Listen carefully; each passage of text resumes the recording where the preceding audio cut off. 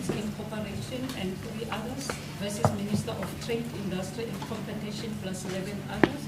Case number 149523 of 2024. Mr. Nalani. My lady, my learned friend, Mr. Nkokaitoibe, sent a message to me. He's on his way to court, but he said he's caught up in unexpectedly heavy traffic somewhere on the highway. He will be here in about 10 minutes or so. His team is present, and we may continue. Yes, Mr. Nalani. Ladies, good morning. We represent the first respondent, the Minister of Trade, Industry and Competition, who has been described in many terms, the decision maker, the ultimate decision maker, and that the buck stops with him. That is our client. But may I just make this remark at the outset that transformation in this country is a non-negotiable. It is written in the DNA of this country. It is also embedded in our social contract, the Constitution. It is not a nice to have. It is something that we are enjoined as a society to have, because our past, future are built on the recognition of the injustice of our past, and we honor those who suffered for justice and freedom in our land. That is in our Constitution. That is our DNA. May I start by just outlining in brief the topics that we intend covering, and then the respondents have had a discussion about how they wish to divide up the time, and we'll deal that in due course. But these are the main points that we want to make. The first point is that the process which the minister followed, when I refer to the minister, I'm talking about the DTIC minister, is lawful. It has followed the strictures, the requirements of every legal instrument that governs the powers, functions, and goings-on of the minister. So that is going to be our main point. And we will go through the record in some detail to illustrate where the minister confined and did his role as constitutionally and legislatively required. May I also make this remark that this is not the minister's code. It is a legal sector code. And I think once we characterize that, it shapes our philosophical approach to the role and functions of the various role players who are key to this process. I characterize the minister's role as that of a midwife. Baby must be conceived, gestation, and then at some point the baby must be delivered. The minister is a midwife. And the midwife must make sure that the baby is healthy, in good health, and can survive the rigors of life outside the mother.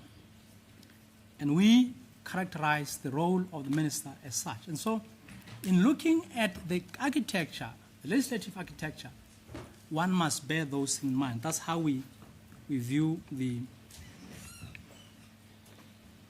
role of the minister. We'll also deal with another point, which is very important, which is the following. The code is voluntary. If you don't like it, you don't need to have it. If you don't want it, go do something else. There is no legislative sanction. If you don't comply with the code, it's your choice, it's voluntary. That is very, very important to bear in mind.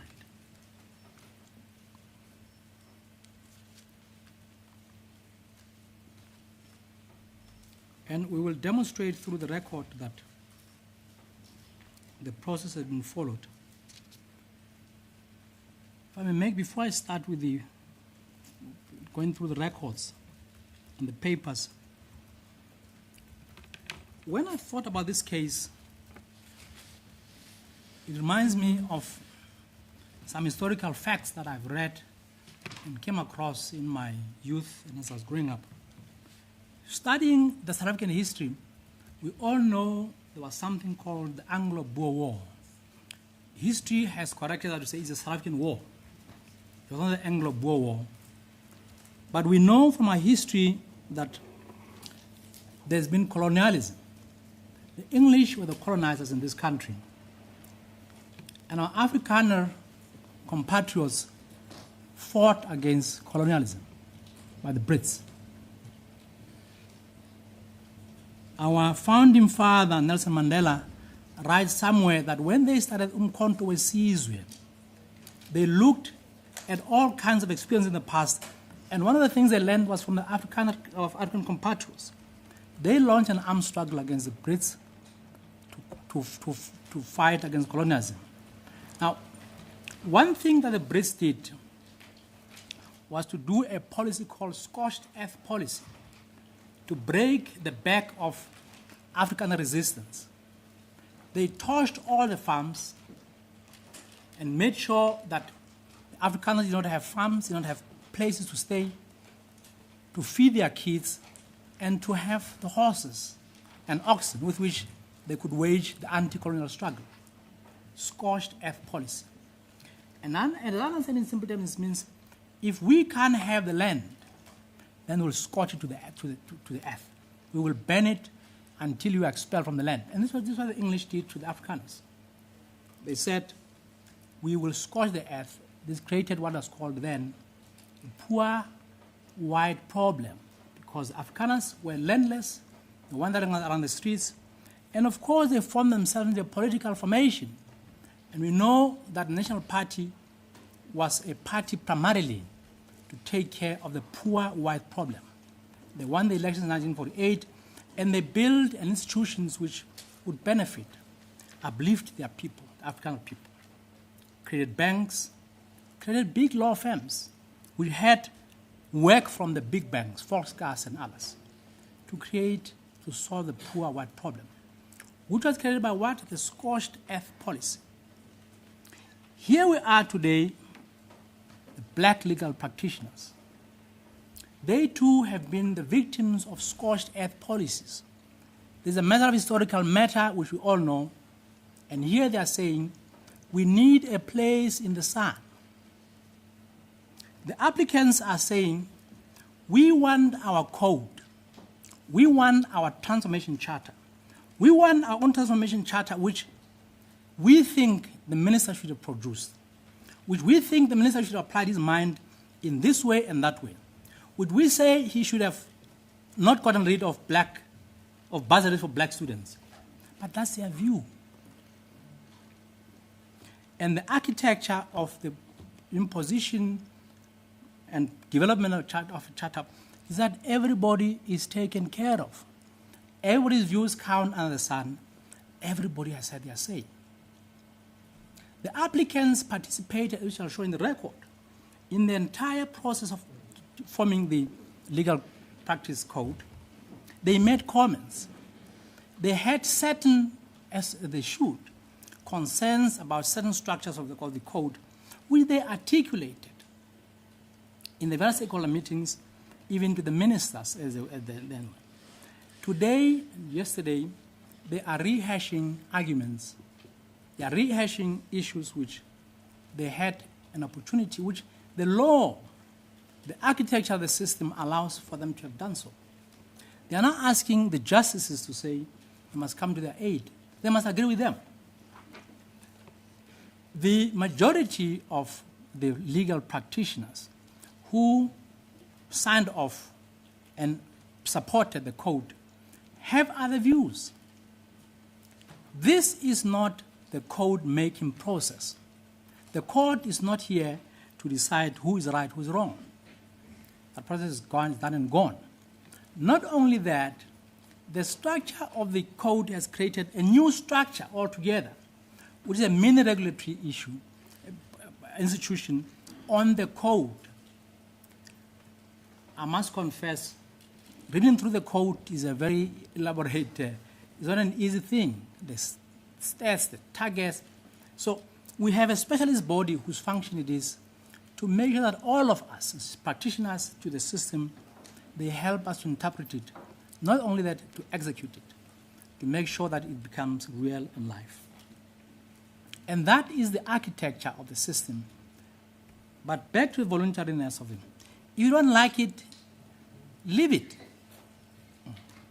We shouldn't be sitting here and convincing the court that, no, the code should have been structured in this way or the other way. That is not the function of this court. Should the court have regard to the lawfulness, whether this code was was developed, or rather, was published by the minister within the constraints of the legislation? That's the first part that I'll deal with. We'll look at the legislation and how it dovetails with the various codes of practices and the guidelines which are meant to give life to. But the point I'm making is that the applicants don't have to apply the code.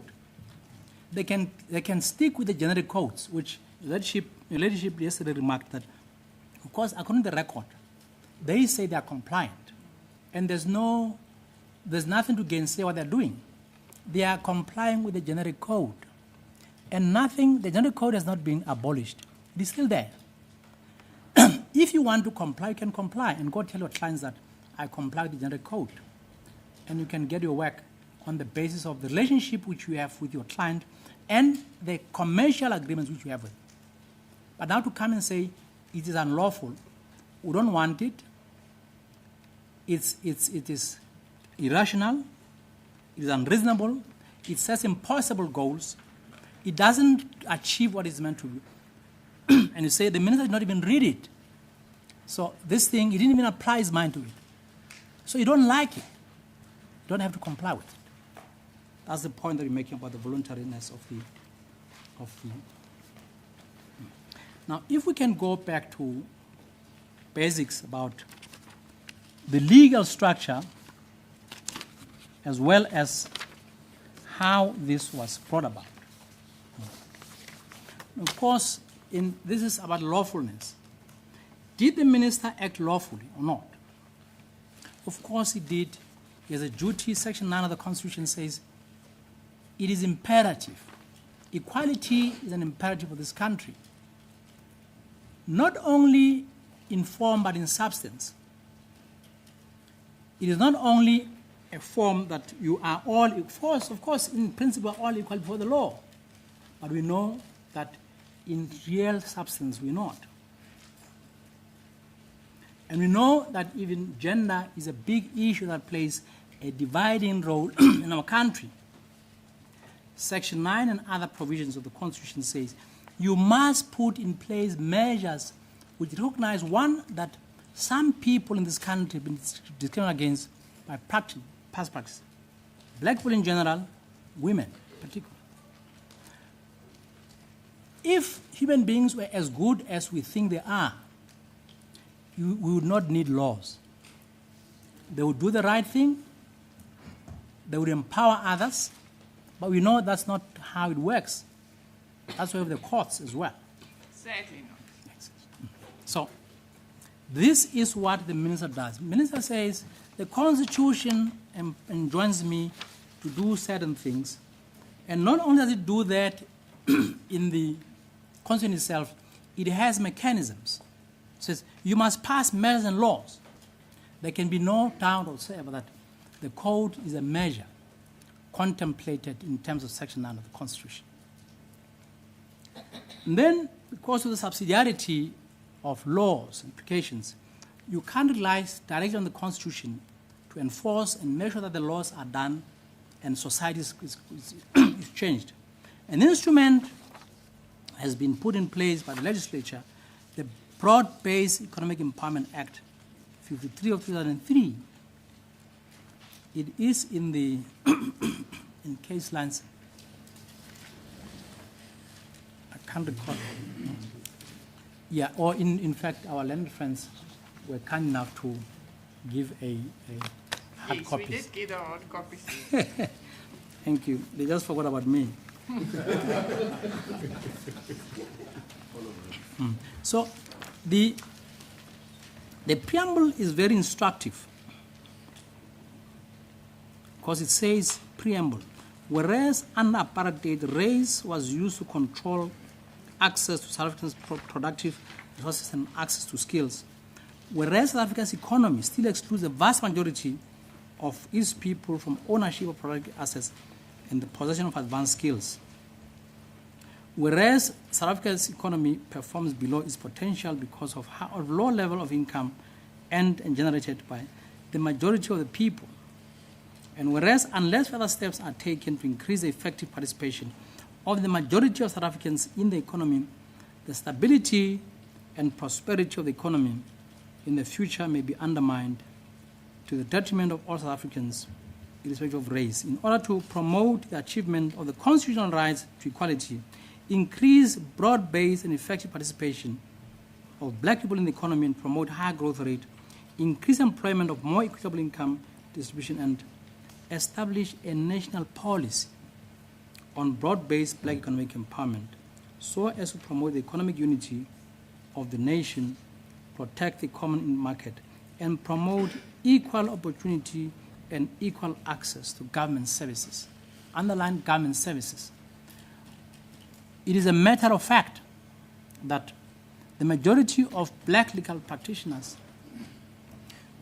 do not have access to private work which is dished out by established institutions, banks, big companies, and all that. And their means where they can survive is mainly through government services, because government is the biggest spender, and so logically, that's where most black practitioners would go to. Not only government per se, but also state-owned enterprises, which enable them to eke a living. That's because of the procurement policy. Indeed, but that procurement policy is also based back on the equality and other provisions of the Constitution, which says, unless you distribute the wealth fairly, some people will remain victims of the scorched earth policy. And then if we go to the structure of the Act, of course there are definitions, then objectives, which are set out in paragraph 2.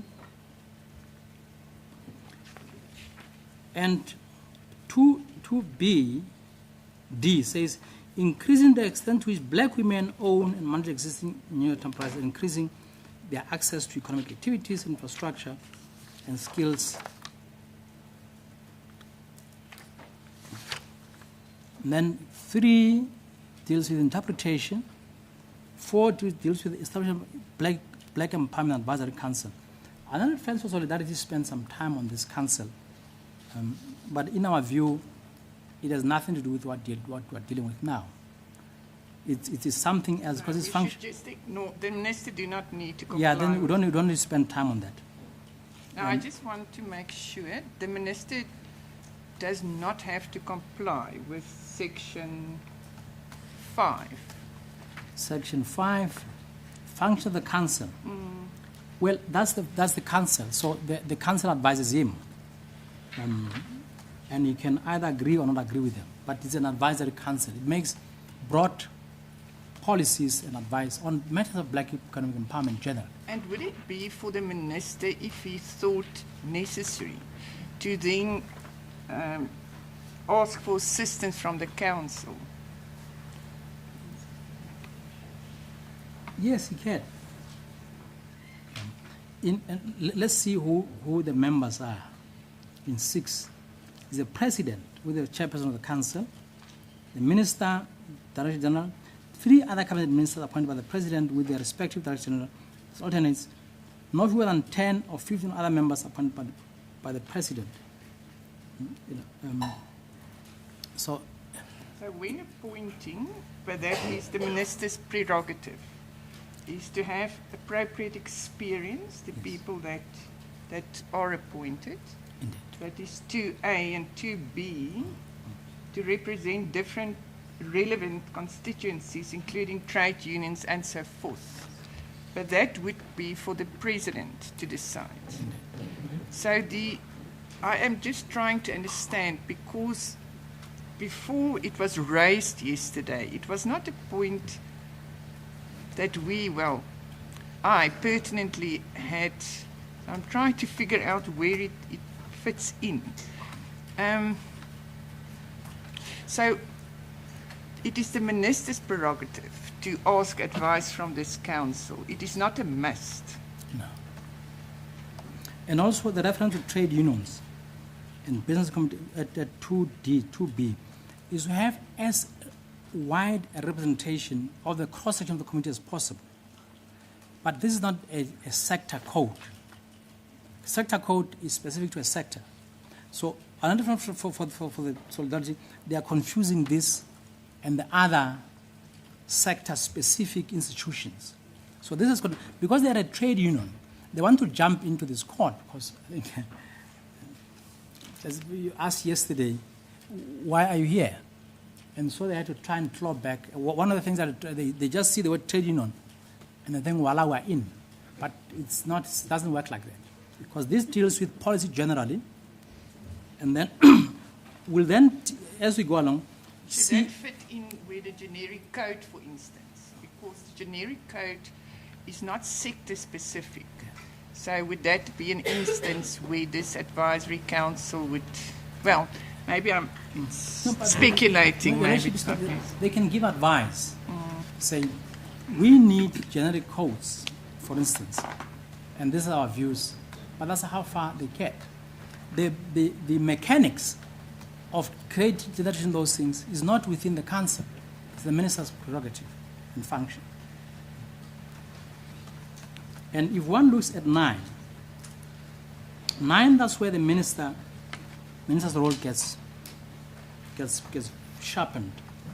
In order to promote the purposes of the Act, the minister may, by notice in the Gazette, issue codes of good practice on black economic empowerment that may include A, the further interpretation and definition of broad-based black economic empowerment, and the interpretation and definition of different categories of black empowerment entities.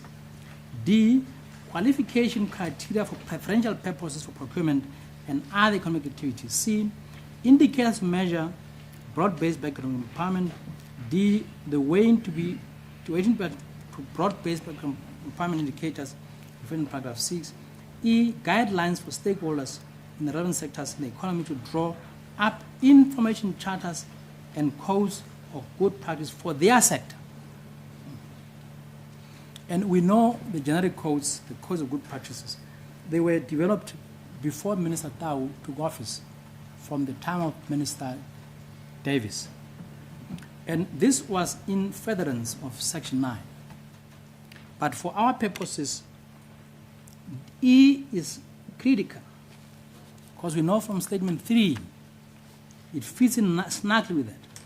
Guidelines, and the word guidelines is instructive. It carries through. For stakeholders in the relevant sector of the economy to draw up transformation charters and codes of good practice for their sector. This is where I say the minister is a midwife, and the stakeholders are the parents. And then if we go to 9.2, which is a matter which has provoked a bit of controversy, 9.2, a strategy issued by the minister in terms of Section 11 must be taken into account in preparing any code of good practice. So, two things. One, there must be a strategy issued by the minister in terms of but if one asks the question, which we'll elaborate on it, what if there's no strategy? But we'll come back to that. But 9 talks about a strategy. Is it in peremptory terms? I'm still dealing with 9.2. Yes, the I'm peremptory just part. asking, Yes. No, because there's a must. Is it peremptory? Usually a shall is more stronger than must, but it plays an obligation on him. And the question I'm going to ask, what if there's no strategy, for a matter of fact? Does it mean the whole machinery of black empowerment must stop? Let me just do some housekeeping. Yesterday, our learned friends did say that there is some strategy, but the strategy precedes the act. Yes. But the act says you must have a strategy, you must create one. We have uploaded, and we will recall that in his answering of the Minister Tau said, there's a strategy is somewhere on the website, so it's publicly available, and we searched. We have located that document. We have put it on in case lines. Could you just give us the reference? It's 19-968. And is it clear from that when it was published or when it was brought about? What is clear, it was before the act. But we will deal with this point little. Let me just give the court an indication of where we're going to argue the point. That as a matter of fact of the strategy, BE strategy, it may or may not have preceded the act. But when the codes were developed, there was a strategy. Whether that strategy fits in with what Section 11 requires is a matter between the minister and his boss, the president, whether he has fulfilled his functions in terms of what his legislative is required to do. It is not a matter which the stakeholders need to worry about, and we'll elaborate this further. Because a strategy is a broad vision. It is not a code, it's not a guideline. It just says, as a country, we need to transform this country. We need to focus on certain areas of our economy and those who have been disadvantaged. It's a broad vision. But was there a strategy? Yes, it was. Does it comply with Section 11? Maybe, maybe not. But it doesn't take the matter further in our view. And we'll come back to that point. So Section 9 lays down the principles that codes of good practice may be developed. We know as a matter of fact, so we can tick 9. There's been compliance with 9. Because we know we've got we've got codes of good strategy, of good practice. And then we go to Section 933. A code of good practice issued in terms of Section 1 may specify targets consistent with the objectives of the Act. And we all know objectives is to create empowerment and make sure that those who have been in the periphery and the margins are brought in. Some of the youngsters, there's a song that youngsters like, they say, make the circle bigger. So that's the whole, make the circle bigger, not small. And B says the period within which those targets must be achieved. And subsection 4 says, in order to promote the achievement of equality of women, as provided for in Section 9.2 of the Constitution, a code of good practice issued in terms of Section 1 and any target specified in code of good practice in terms of Section 3 may distinguish between black men and black women. 5, the minister must. This is where it gets interesting. What must he do?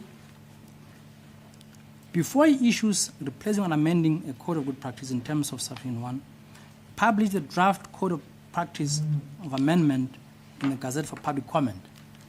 We can tick yes for this. That was done. It was done. Minister Patel, this process precedes, and when we come to what Minister Tawi had with him when he became the new minister, we will show that he was given a detailed memorandum because he did not need to do this. It was done already. And then B, publish a draft code of practice or amendment in the Gazette for public comment. The draft code has been there. He didn't need to do anything else.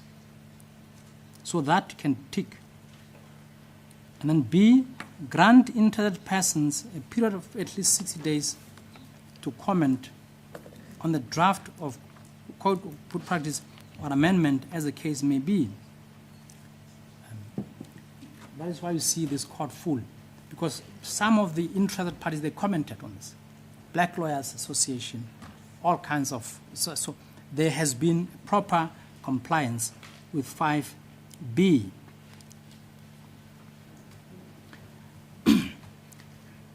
Minister Tau finds a train, to use the midwife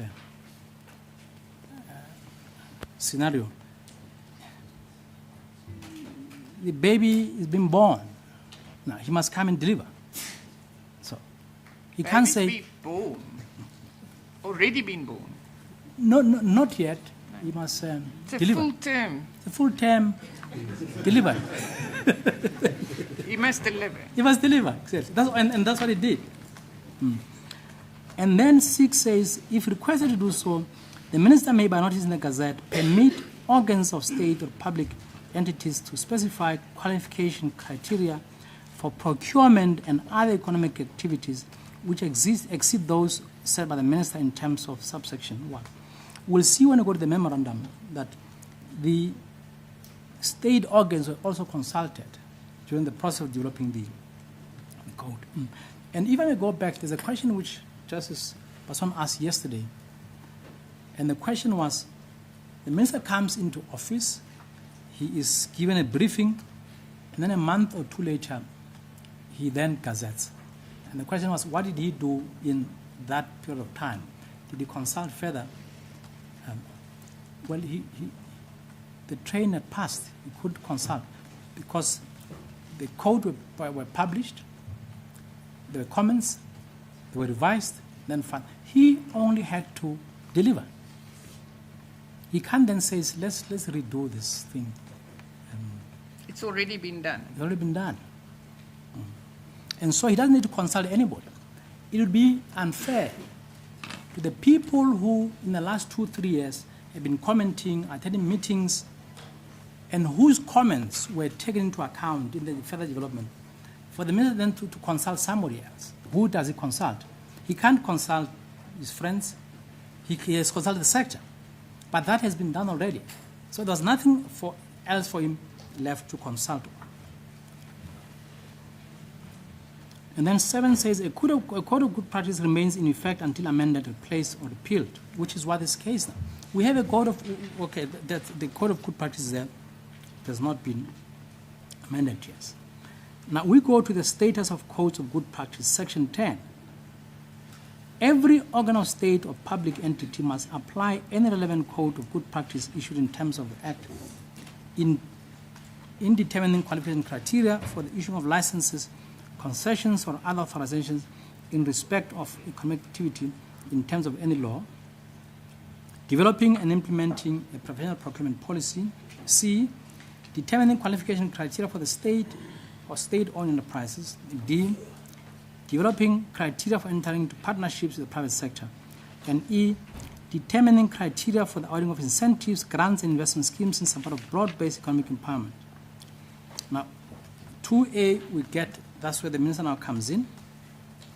He may, after consultation with the relevant organ of state or public entity, exempt the organ of state or public entity from a requirement contained in subsection 1, or allow a deviation therefrom if particular objectively verifiable facts or circumstances applicable to the organ of state or public entity necessitate an exemption or deviation. B, the minister must publish the notice of exemption or deviation in the Gazette. That is not what we are dealing with in this application. Indeed. But what we need to, so this is the codes of good practice. It is not transformation charters. We'll deal at 12, that's when, so these are the codes which says, these are the weightings, broad outline. So we're not yet there. We're not there. And then 11 talks about a strategy for broad-based economic empowerment. The minister must issue a strategy for broad-based economic empowerment. B, may change or replace a strategy issued in terms of the section. If I may just stick here for a moment. Our argument is that this is the minister's obligation. And it's once again peremptory. The minister must. Yeah, but it's on him. Yes, no, but I say it is peremptory. Indeed, yes. And then it says to, a strategy in terms of the section must provide for an integrated or coordinated uniform approach to broad-based black economic empowerment by all organs of state, public entities, the private sector, non-governmental organizations, local communities, and other stakeholders. B, develop a plan for financing broad-based black economic empowerment, including the creation of incentive schemes to support effective black ownership, black-owned and managed enterprises. I'll look for the reference later in the strategy document itself, where it talks about financing, because this is one of the elements that must be there. The question is, if the strategy was there already, and it deals with financing, sometimes we may ask for things. If they are there, they are there. You know what it takes to draft a strategy for a government minister to draft a strategy. You must have it commented, you must go to parliament, and things don't change as quickly as we all want to. The fact that black people in the main are still disadvantaged economically, you can write a strategy document every year. That fact won't change. And so to insist on a strategy for the sake of insisting on it may not, the question is for what end? And then that's 11A, to the strategy, and 12.2a tells you what the strategy must deal with. And then C, provide a system of organs of state, public entities, and other to prepare broad-based economic plans and report on compliance with those plans. In other words, you will say to, as a minister, you say, you organs of state, you must support and maintain and promote broad-based economic empowerment. This gives them the power to do that. But also it says you must have plans. The strategy says you must have plans, because you can desire something, but if there's no plan on how to get it, it will be useless. Just a moment. The ladies that are having a conversation, kindly do it outside court. You are distracting my attention. Mr. Nalani. Thank you, Malini. And then be consistent with this act. If we go to section 12, which really is at the heart of this case, it talks about transformation charters. And it says the minister must publish in the Gazette for general information and promote a transformation charter for a particular sector of the economy. So, what is the difference between a charter and a code? The code, well, I think they are used interchangeably. Because section 9 refers to code of good practice, and if I understand the papers correctly, but you must help me if I'm wrong, and the heads of argument, I was under the impression that the minister was issuing or publishing this sector code under section 9. So is it under section 12 or 9? It's 12. 12. So 9 is a broad, it's a broad-based environment. It creates the environment for publishing codes of good practice, which would apply to all and sundry. Excellent. So this is a charter, a transformation charter, not a code of good practice. Let me I'm being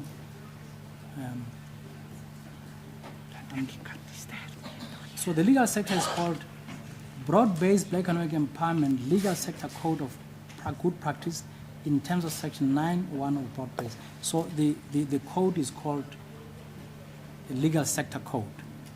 No, but that's why I want to know. You are referring us now to section 12. Yeah. And I just wanted to make sure, because my understanding certainly all along was that this is in terms of section 9. Yes, 9 says if we say 9.1, in order to promote the process, the minister may, by notice, issue codes of good practice. And we know the codes have been there. And those codes would include, if you look at the codes, it talks about the interpretation, qualification criteria, so it's broad in terms of requirements. Mr. Nolani, Yes. if you have regard to the minister's, what was gazetted by the minister, it was in terms of section 9.1. If you merely read the You agree. Paul Park's towel and so forth, by virtue of the powers vested in me in terms of section 9.1. No, I agree with you. And also, if you look at 9.5, it says the I minister... just wanted to make sure because I thought I missed something somewhere. I It think is the- section 9. Your leadership is correct. Because even 9.5 says the minister must, before issuing a present code of good practice, publish it for comments, etc., etc. Thank you. Yeah. And 12 says the minister must publish in the Gazette for General Information, promote a transformation charter for a particular sector of the economy. This is where it now becomes sectoral. I beg your It pardon. becomes sectoral. The documents that is envisaged in 12. So a particular sector. If 12 says the minister must publish in the Gazette, what must he publish? For general information and promote a transformation charter. Yes, it is there in the Act. You're quite Yes, correct. yes. And then the minister might be satisfied of the following. It has been developed by major stakeholders in that sector and advances the objectives of this Act. We'll argue that the minister has complied with With section 9.1 or 9. nine. Yes. Yes, exactly. And then if we look further, 13, support services and funding of council. The other sections might not be that important, 13A, etc.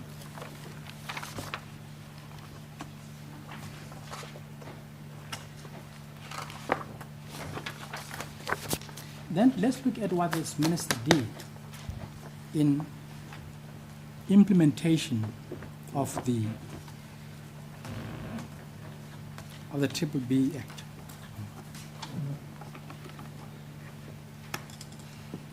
And I'm going to invite the court to go to the Rule 53 Record. record.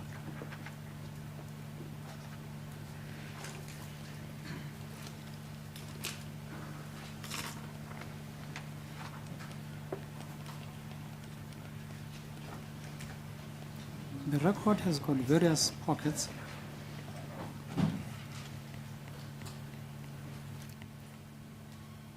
The first one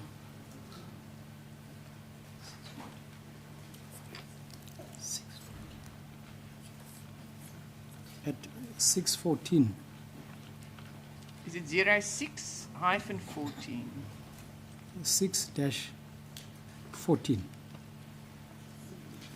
Only 6-14.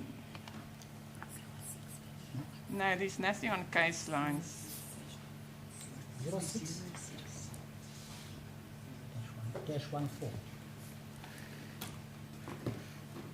Thank you. 06-14 is an index of the record, and it just tells what is it that Minister Tau had in front of him in order for him to execute his functions. And there is a procedure which is followed in the departments, which is submissions. So, and the minister is asked to do something. The functionaries in the department would prepare a document. There's been suggestions that the minister may not have read some of these things, but he did. He reads. Although he did not state that, he does read. Well, if you read something and you agree with it, you don't have to write a thesis, a memo. I've read it, I agreed with it. Because that's not how government works. Who do you write to? You write to your officials. They give you a document submission, say, Minister, this is what we think you should be doing. They take you through it, you look at it, you agree with it, you sign. You don't have to write to them or to court or to record some, in case sometime in the future, there may be a court case in which somebody questions that you read it. You say, well, let me keep this, I read it. That's not how life actually works. We need to be realistic about how things work in practice. So this is the document that was prepared by the functionaries given to the minister to consider before the publishing. Before the gazetting. Is this the only document? No, it's a series of documents that so this is the first document? First document. And also, we must bear in mind the timelines. Minister Tau comes into office in 30 June 2024. And at that time, there is litigation. That litigation involves one of the parties in this matter, the Black Conveyancers Association. When you get appointed as a minister, you don't start a department afresh. You take on from your predecessor. And generally, we have a handover. Well, we don't know. Mr. Tau does not have to tell us in an affidavit and say, look, I met with Minister Patel. He handed it over to me. He told me some of the priorities. One of the things might be the BE codes litigation. And he told me he has looked at it. He doesn't have to say that. It's a meeting between ministers who are, one is taking over. And we must be reasonable to assume that that indeed would have been the case. You don't walk into a department and say, I'm a minister now. It's reasonable. So what then happens is there are various units within the department, SID and ET branch. There are branches who deal with transformation. There are those who deal with sector codes. And they are the experts who've been there for years before Minister Tau came to office. And this is what the submission says. Subject: approval of Gazette for the draft legal BE sector code of practice in terms of section 9.5 of the broad-based economic empowerment amendment 53 of 2003. If the leadership is correct, that's how that's how it should read. And it is asked of him to request the minister to consider and approve the proposed deviations of the draft legal sector code from the amended codes of good practice. This would have been done with Minister Patel, it would have been done with Minister Tau. So it is something which happens as a matter of course. But the point is, in his affidavit, he says, I was briefed. And the submission correctly shows that indeed he was briefed, not only verbally, but in writing as well. What is in paragraph 1.2? The Gazette will provide an opportunity to members of the public to make comments and inputs to the draft sector code. But this wasn't a draft.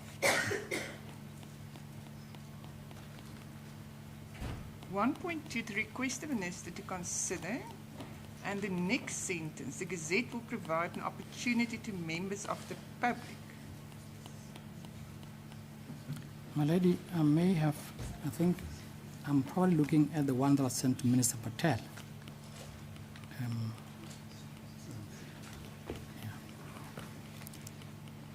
Let's look at the one that was given to Minister Tau.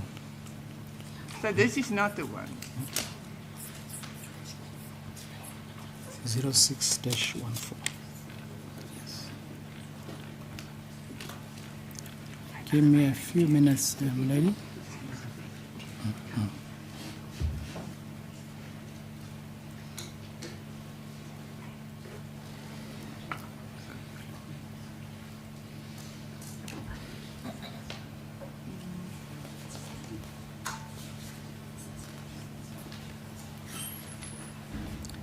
I'm told is at 06-258.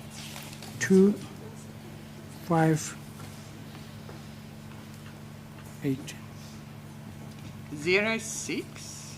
Oh, thank you. 062587. 2587. Okay. Yeah, that's that's the correct one. Sorry. Thank you. So this is what he's given. This is 30 August. 30 August 2024. He is been in office from about June. Yes. And he's told by a branch, the Transformation Competition branch, the subject is Gazette of the Legal Sector Code in terms of Section 91 of the Act. This is what he's also told. The former minister gazetted the draft LSC code on 22 July 2022 for a 60 days commentary period by the public. And remember, one of the things that he must satisfy himself, as we'll come to the statement 3, he must satisfy himself that a proper process has been followed. Yes. And this is the checklist that he now gets told. First thing, one, your predecessor Has complied with that provision. complied with that. And he's told 68 written submissions were received from the members of the public. And that is compulsory because must hear what the sector say. He's then told there's a technical committee comprising of officials from the Legal Sector Code Steering Committee, officials from the Department of Justice and Correctional Services, former, as well as officials from the DTIC, was set up to review, analyze, and consolidate the public comments. A final draft is ready for consideration. This is historical information. He doesn't have to do this thing because these things have already been done. There's a steering committee, looked at the reports. There was also the Department of Justice and Correctional Services. This is a line ministry. Because the legal lawyers in the country, the regulatory department is the Department of Justice.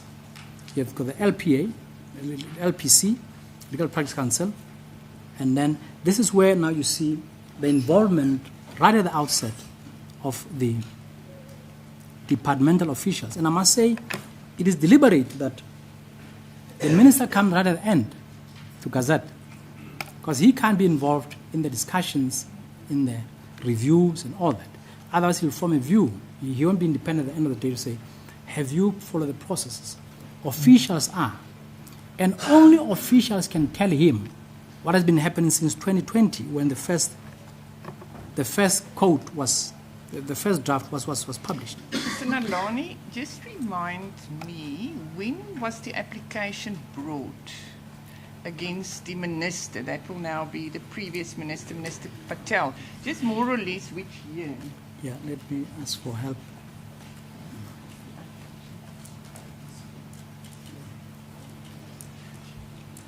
Oh, we can deal with it later. You can deal with it, yes. I'm being given the date now. I'm just trying to work out the chronology.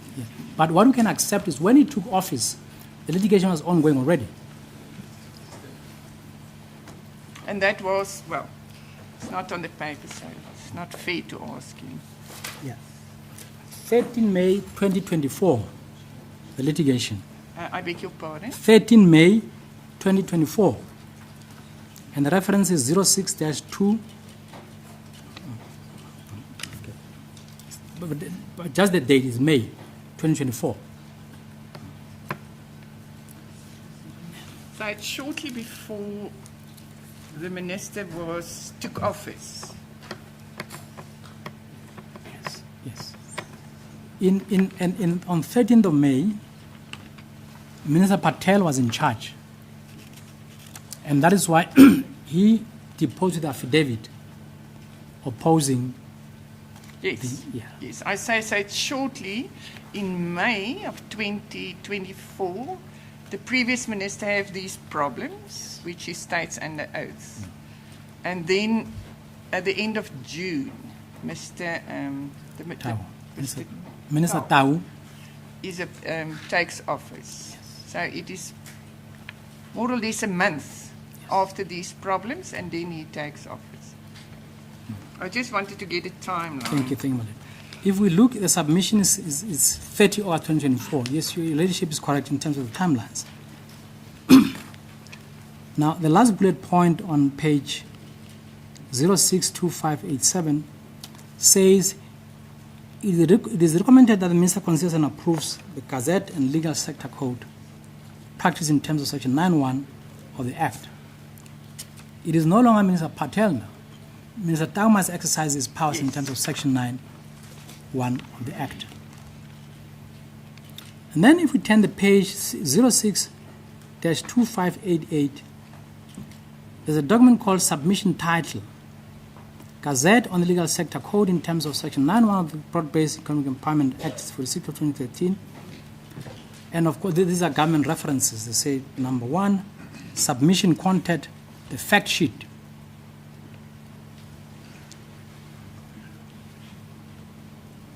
And then we have 2, a presentation. We'll get to that, but what the point is that he was given a fact sheet and a presentation. Because they're asking him, Minister, you must now gazette. Yes. A fact sheet, we have told him what the issues are quickly. And if we can turn to page 2573, is a fact sheet. 2573. 06-2589. 89, thank you. Is a fact sheet, yes. And it gives him just a broad view of what's happening. Interventions in the legal sector code and anticipated key outcomes. The sector aims to achieve a black ownership target of 50% of black women, ownership of 25% over 5 years. And they, without reading all, but they deal with the management control in terms of the code. They deal with skills development. They deal with legal procurement, with procurement. They also give him a feel of the legal sector market size and characteristics. Remember, he's a politician. He was, if I recall, he was an MEC in Gauteng, Economic Affairs. Now he's elevated to the Ministry of... He's not a lawyer. He's not an accountant. He's not a builder. He's not an accountant. He's not a building... Because those sectors have got their own peculiar sector codes. There's a mining charter, there's tourism charter. He's a politician. He's not a subject matter expert. And he need not be. So they tell him, Minister, we are dealing with the legal sector code. Let's give you a brief view what this code, what this sector really is all about. They tell him it contributes 0.51% GDP in RSA. They tell him the proportion and the layout. Ownership by black people is low at 25% on average. This is against the total number of 33,100 attorneys, of which the number of black attorneys is 16,697. They tell him there is inadequate access to a sustainable flow of quality work for black practitioners from the private sector. And then, then they give him, but if we go back to the index of what he's told, he's then given an executive summary and a detailed submission with recommendation/approval signatures. He's given an Annexure A. He's given the legal sector code itself. And as we know from practice, if you call somebody to a meeting and you want him to discuss and approve a document, you must give him a bundle first, like in court. I want an order. Say, where are the papers? So that when we meet with the minister, he at least has he has an idea of what. It is a suggestion that he only got these documents in the meeting, so he never had time to read them. Well, he didn't sign it. He didn't sign on that day. That's for sure. Madela sees 11 o'clock. I beg your pardon? It's 11 o'clock. We will be At sitting 11:50. until 11:15. Okay, thank you. Thank you, yes, God bless. Time has become very precious. Time is very precious. Thank you, my lady. Yeah. I think my clock is working otherwise. So he's then given a copy itself, the legal sector code. It's Annexure A of the submission, for him to read and certify himself that what they are telling him is true. Annexure B is a submission with the minister's comments. This would have been the previous minister. I suppose it's here we can have, well, but let's first, let me not interrupt. Yeah. So one cannot say that he simply ignored Mr. Patel's comments. But in any event, on a broader scale, if you look at the requirements that he has to satisfy, he doesn't have to take Mr. Patel's views. He doesn't have to accept them. You know, He must exercise his discretion. Indeed, it is not a jurisdictional. So he did not take into account the Minister Patel's concerns. Therefore, let's review it. That's not, can be. Yeah.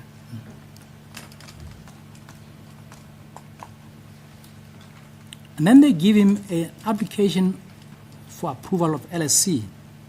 A letter must be written by somebody to say, we have done what we're supposed to do.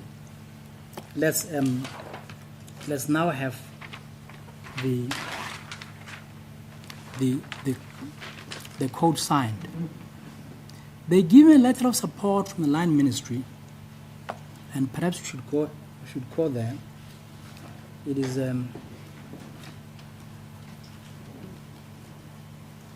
06-2787.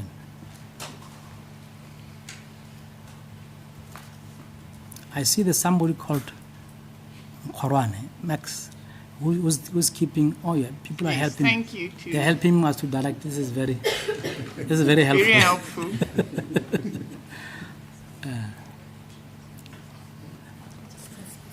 I'll just press yes. Okay, it works, yeah. So that we can do. So if we go to 06-2786. This is addressed to Mr. Patel. Indeed. But that he has been shown, remember he's coming at the tail end. At some point, before Mr. Patel publishes for the gazettes, publishes for comment, he needs a support from the land ministry. This letter is dated the 7th of June 2021. Yes. Would that have been the same, because if I understand correctly, after the comments were received, the code was then fine-tuned, if one can call that. So is this the final code that was published, that was now here supported? This is not the final one. No. Because it must go through various iterations. But before it comes to him, the line minister must write this letter. But this cannot be the letter.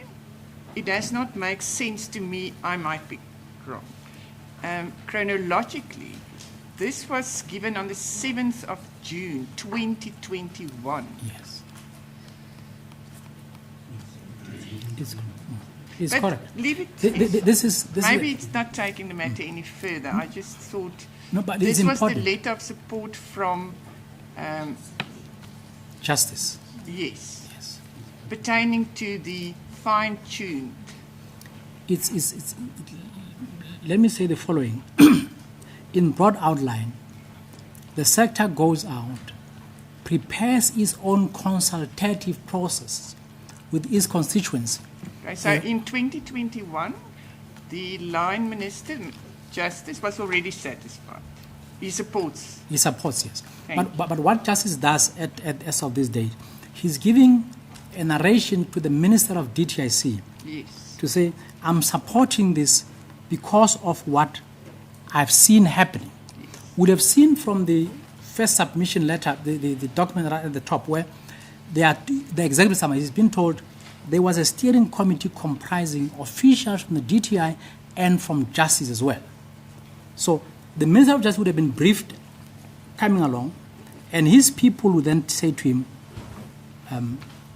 Now, I appreciate that. Yeah. I just, the date of the letter was a bit confusing to me, but I hear you. It's not confusing.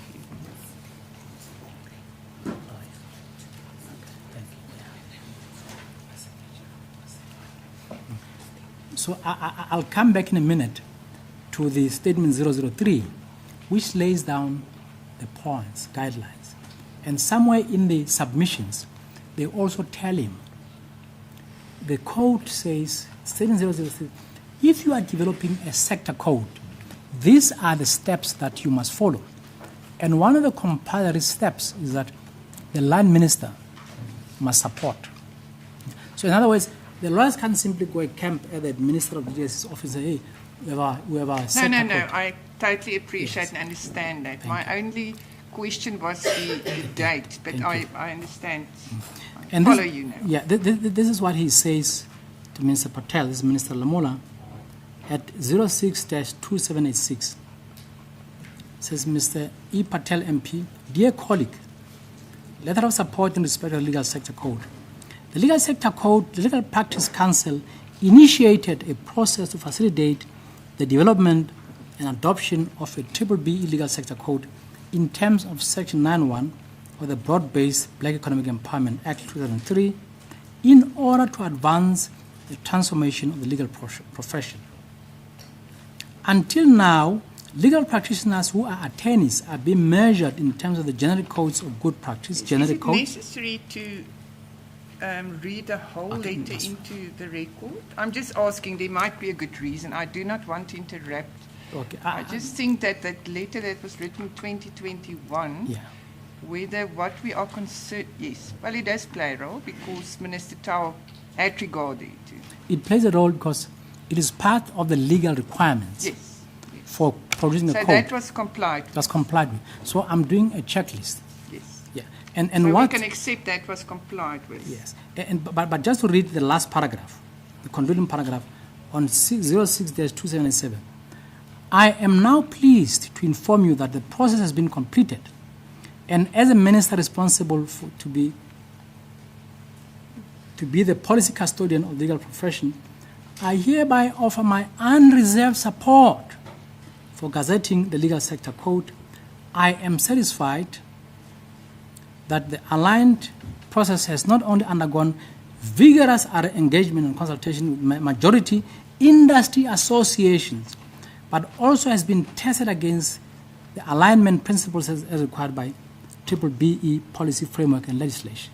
And this is the Minister of Lawyers. Says, I'm satisfied. Well, Minister Patel was clearly not satisfied, but the Minister of Justice was. Yes. Yeah. And so this is part of this, the checklist that is given.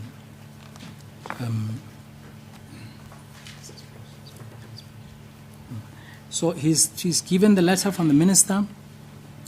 He's then given Annex E, list of stakeholders. And it is important to bear in mind the word stakeholder, because 12 says major stakeholders in that sector. And that's how I want to emphasize, it is not the minister's code, it is a sector's code. And the Minister of Justice confirms that those processes have happened. And from page 062789, it's Annex E. I do have it, thank you. Yes, stakeholder submissions received by the Department of Trade, Industry and Competition. Oh, I'm at least now at number 68, so there were a lot of submissions. I've just been looking quickly while you referred and running down. Yeah. There were a lot of submissions. There are a lot of submissions, indeed, but and that is the point, that Minister Tau can't then ask and say, there was a submission from Legal Aid South Africa. Did you look at it? Are you happy with it? He must accept that those who have got the expertise and the time and knowledge would have gone through. I've just picked up number 54 is Solidarity Yes. Law Network. So there was Yes. also, well, we know that everyone submitted, made Yeah. submissions. But as far as I'm concerned, as far as I know, Solidarity Legal Network are not legal practitioners who are registered with the LPC. Yes. They may be trade union members, but that's neither here nor there. But thank you, Manita. That's a very good observation. And to emphasize this is what Minister Tau had in front of him.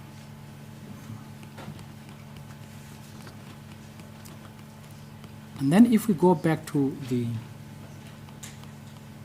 table that was of a list of the documents that he had to look at.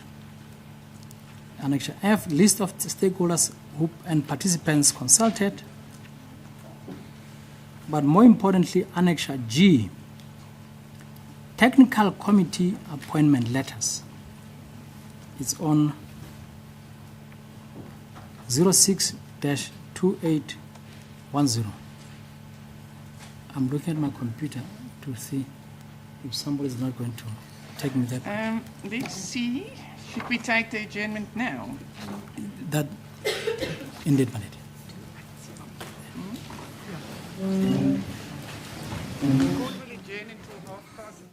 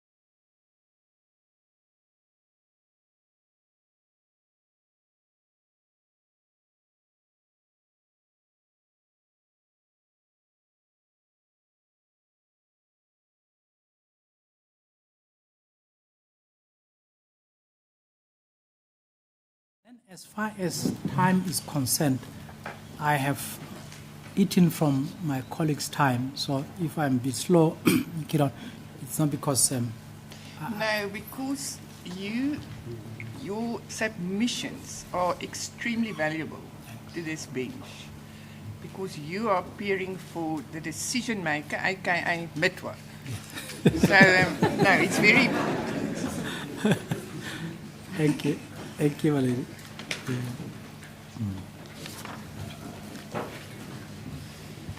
So if we then go to the next step that was taken,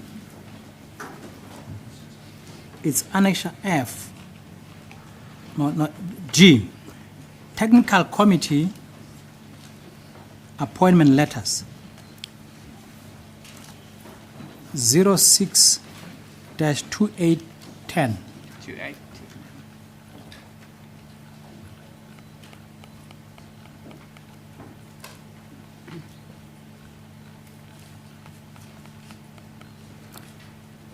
Thank you. Yes, and the significance of this. This is skew on my case.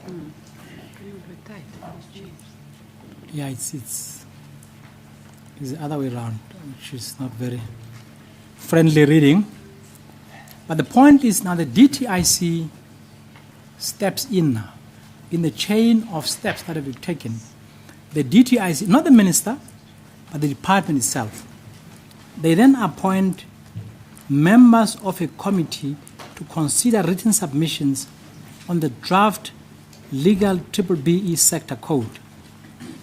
And they're appointed by the Acting Deputy Director General, SID and ET branch. The next one is on 06-2811. Is Mr. Thabo Masombuka. And then the important one is on 06-2812. Ms. Christine Kunda. Yes. She was in the legal steering committee. The importance, which I'll come to later, is that she is now in the legal sector charter council. And we will deal with the role of the charter council later. They also had Mr. Christopher Loxton, a leading counsel, Joyce Bar, at page 062813. Ms. Kathleen Matolo Lepu, one of the other important role players in this matter. She was in the Legal Practice Council, and she was part of the steering committee, and she's now in the legal sector charter council. They also appointed Ms. Melissa Mare and then Jacob Maputa, who I'm told is dealt with somewhere in the papers, has been involved in very many charter sector codes, about 11 of them, different that has been involved in, which are still in place even now. So the minister is not yet there. These are subject matter experts who must interrogate and look at the comments raised, each one by one. And that's what they then did. At Annexure H1 is what was given to Minister Tau, 06-2822.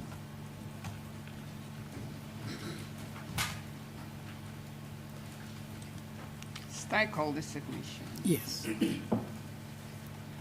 So they look at the submissions received and they summarize all of this, so that Minister Tau doesn't have to go through it.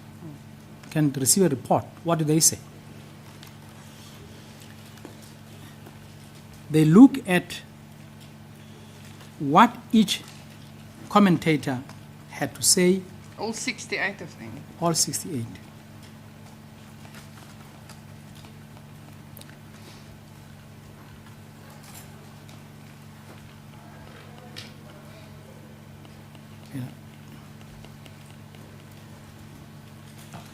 Yes. So that's what they then did. H1, then Annexure H2, 06299. And if I may stay on some of the issues that are raised, for instance, if we go back to 062830, 06-2830,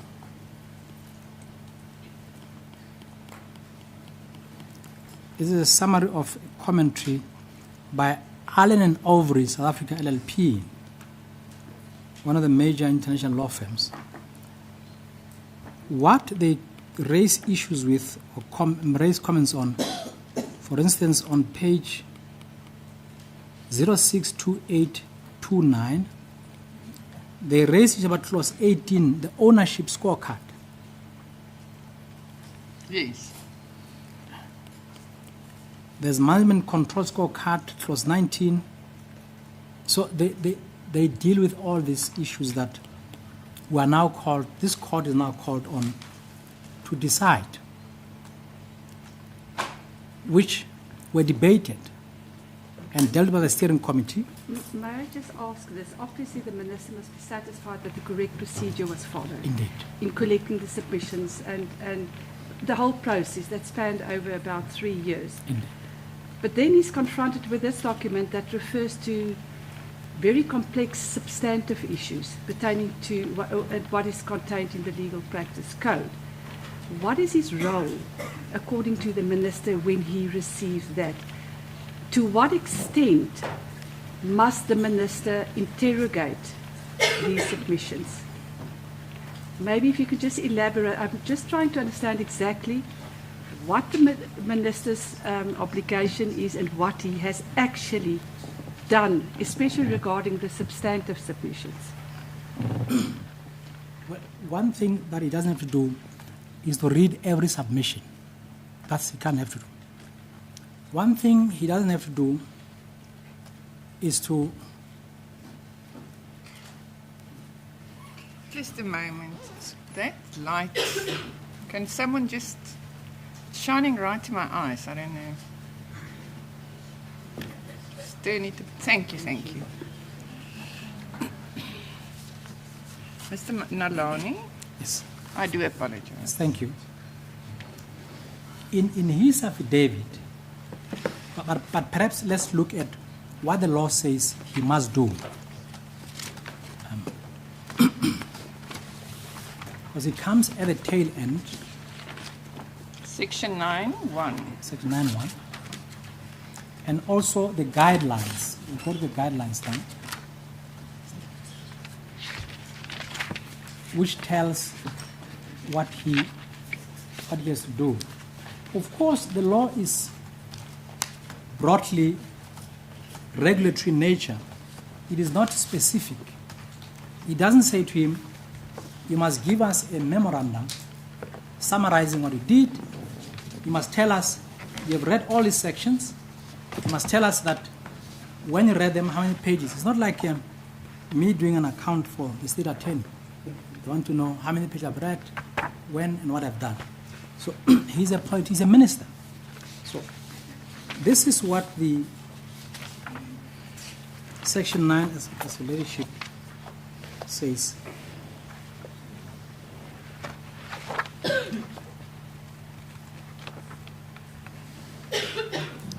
I think it's more in the code. Let us look at Statement 003, which is 003. Yes.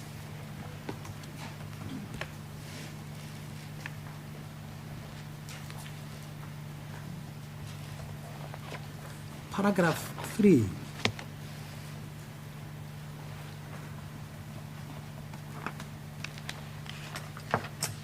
I think before then, let's start at paragraph 1.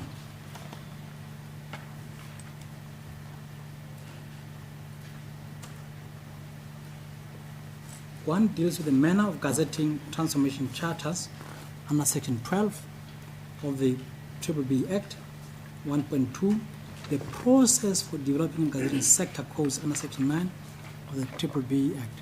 Leadership was correct that there's a distinction between 9 and 12. And 1.3, the status of transformation charters and sector code. And then 1.4, recommend an approach for drawing up transformation charters and sector codes. And 2.1, important, the relevant sector body, together with the relevant line ministry of the sector seeking to gazette transformation under Section 12 must. Now the Minister of Trade Industry come in at 2.1. We have seen Minister Lamola wrote a letter in support, and now they must apply in writing, which they did, another tick box.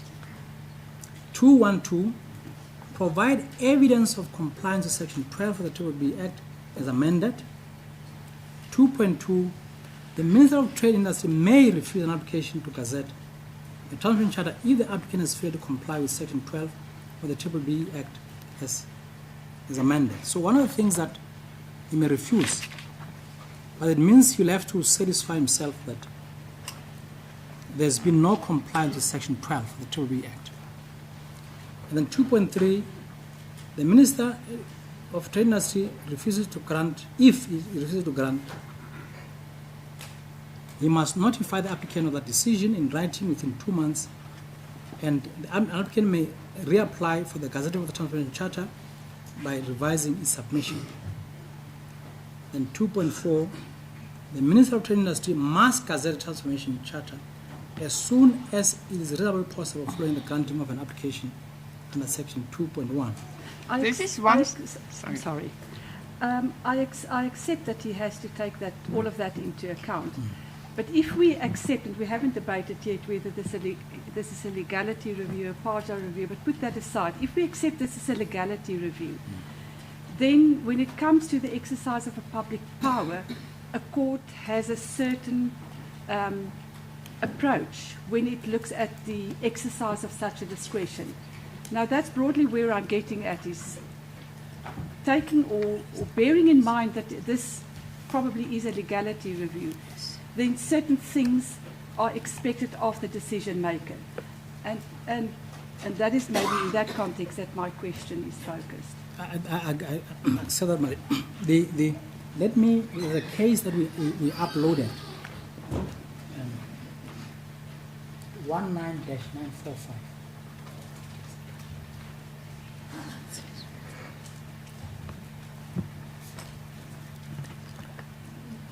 So this, in a way, it informs us what a person in the position of the minister should be doing. I'm reading from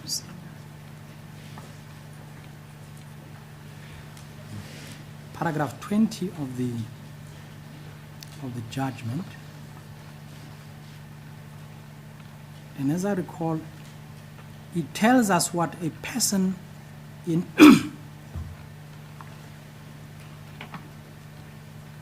in the position of the minister, it's paragraph 20. It deals with the granting exercise of power by discretionary power. As we see, this power is discretionary. He may refuse, he may grant. So he must exercise that power. The court says is Minister of Environmental Affairs and Tourism versus Cinematic 14, 1995, 6 SA 182. In paragraph 20, a functionary in whom a discretionary power is vested must himself exercise that power in the absence of the right to delegate.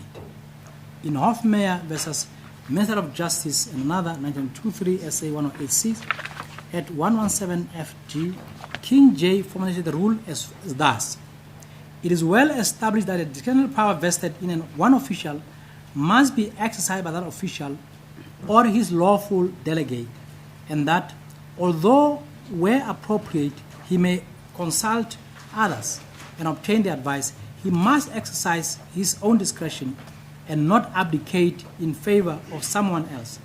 He must not, in the words of Baxter administrative law, pass the buck or act under the dictation of another, and if he does, the decision which flows therefrom is unlawful in nullity.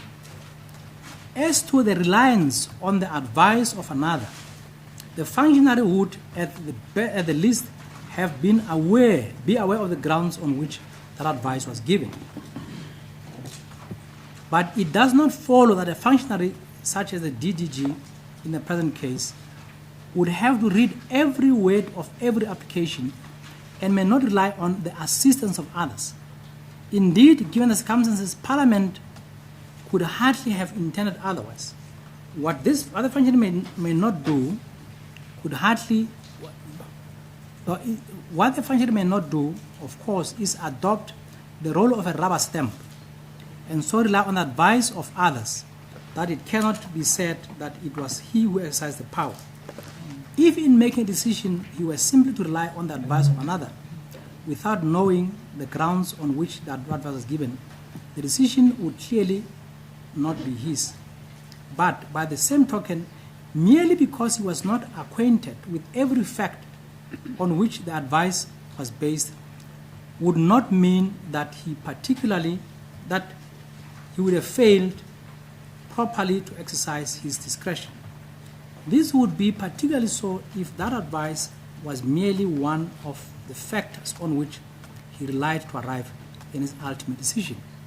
So he has a string of advisors in the department. There's also a steering committee, a technical committee which has been appointed by the very same department. He cannot simply say, I don't like what you're telling me. I think go back to the drawing board, given what is given before you. And if I may make that point further, there is a document in the, if we go back to the record, there's a presentation that was given to him.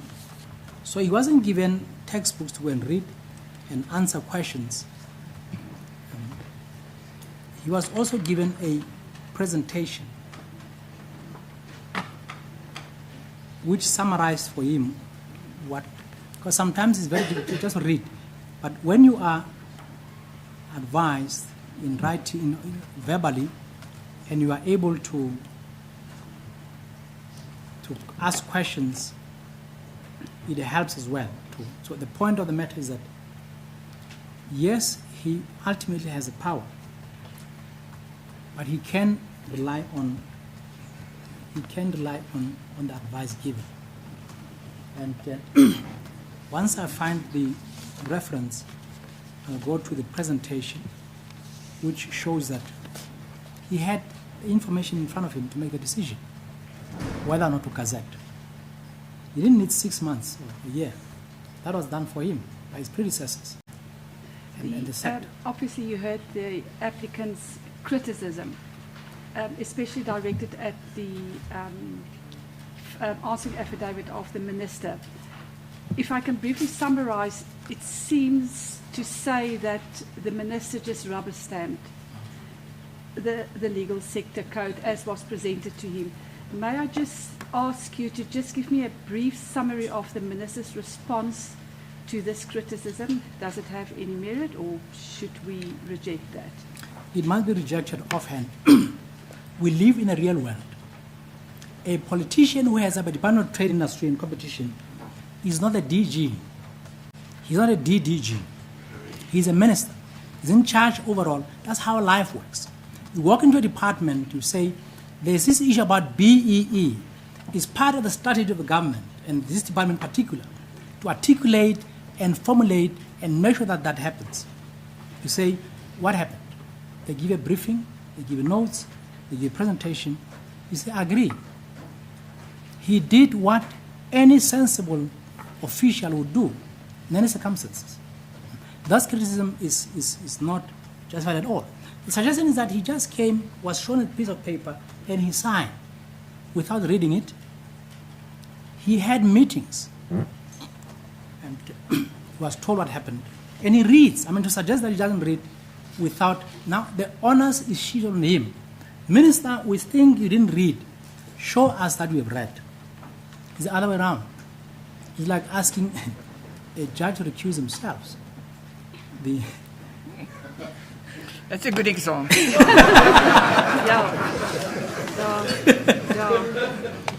Very relevant. A judge takes an oath of office.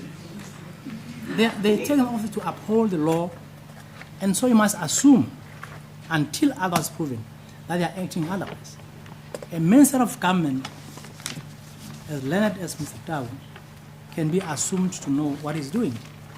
He gives briefings, he must give interviews, he must appear on TV, on radio, and explain to the people of the country what is the strategy of government on BE. Then he said, no, he didn't read the legal sector code at all. It defies logic. There's a presentation which was also given to him. It's on page 2591. Yes. These things work well.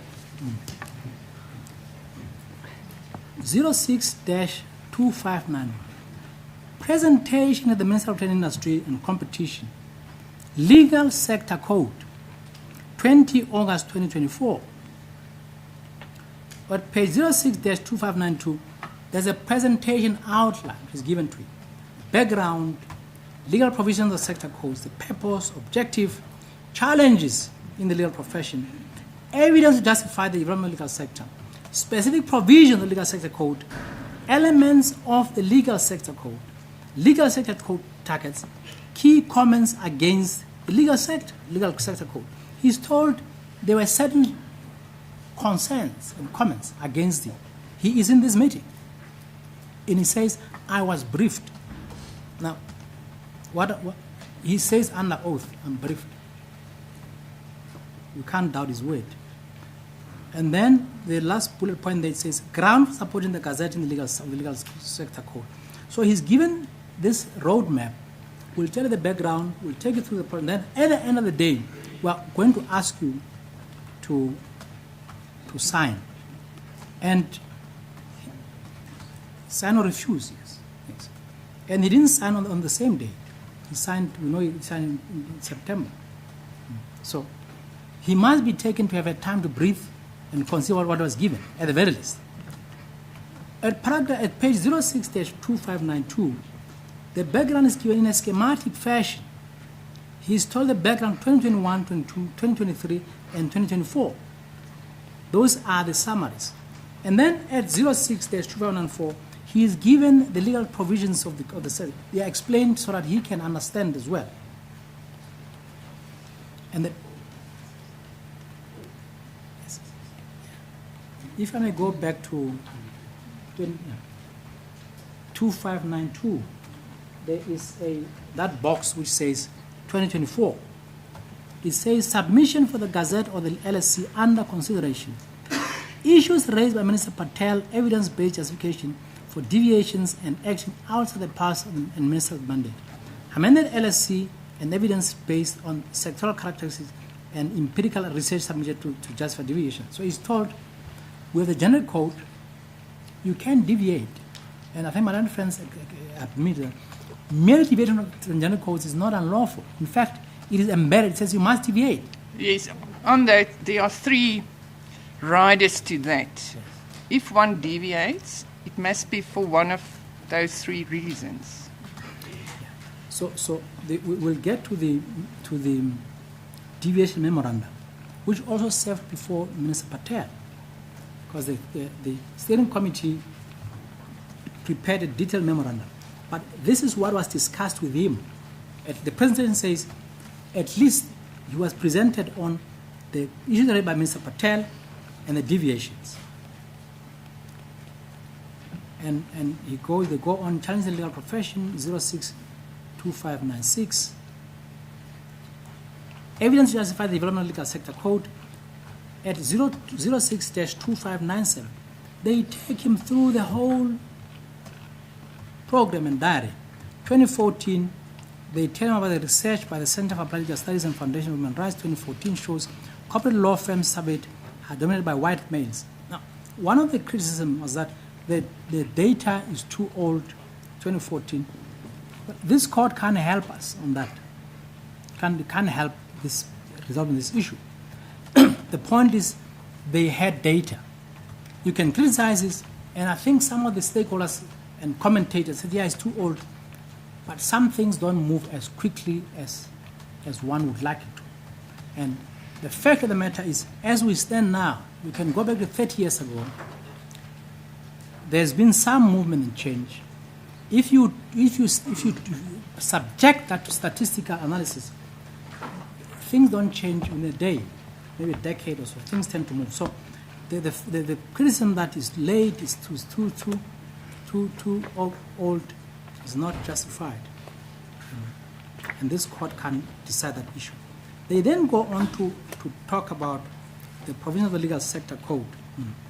At the very least, if Minister Tau can read, he must be given, he can listen, can hear. He was given a presentation. That must at least be given to him. And they then deal with the elements in the legal sector code, ownership. They say to him, the overall target of for black ownership is 50%, and black women ownership 25% over a period of 5 years, which are higher than the 50% black ownership and percentage black women ownership in the gender codes. And he's told all this. So when he says, I agree with the code, it is shifted from the gender codes, he has at least listened. You've not read.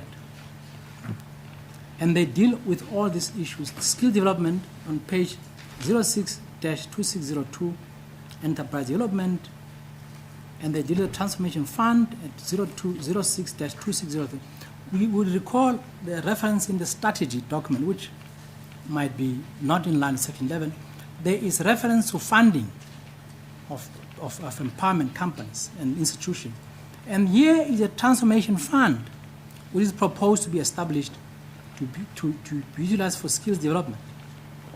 And then they deal with the legal sector code scorecards, 06-2604.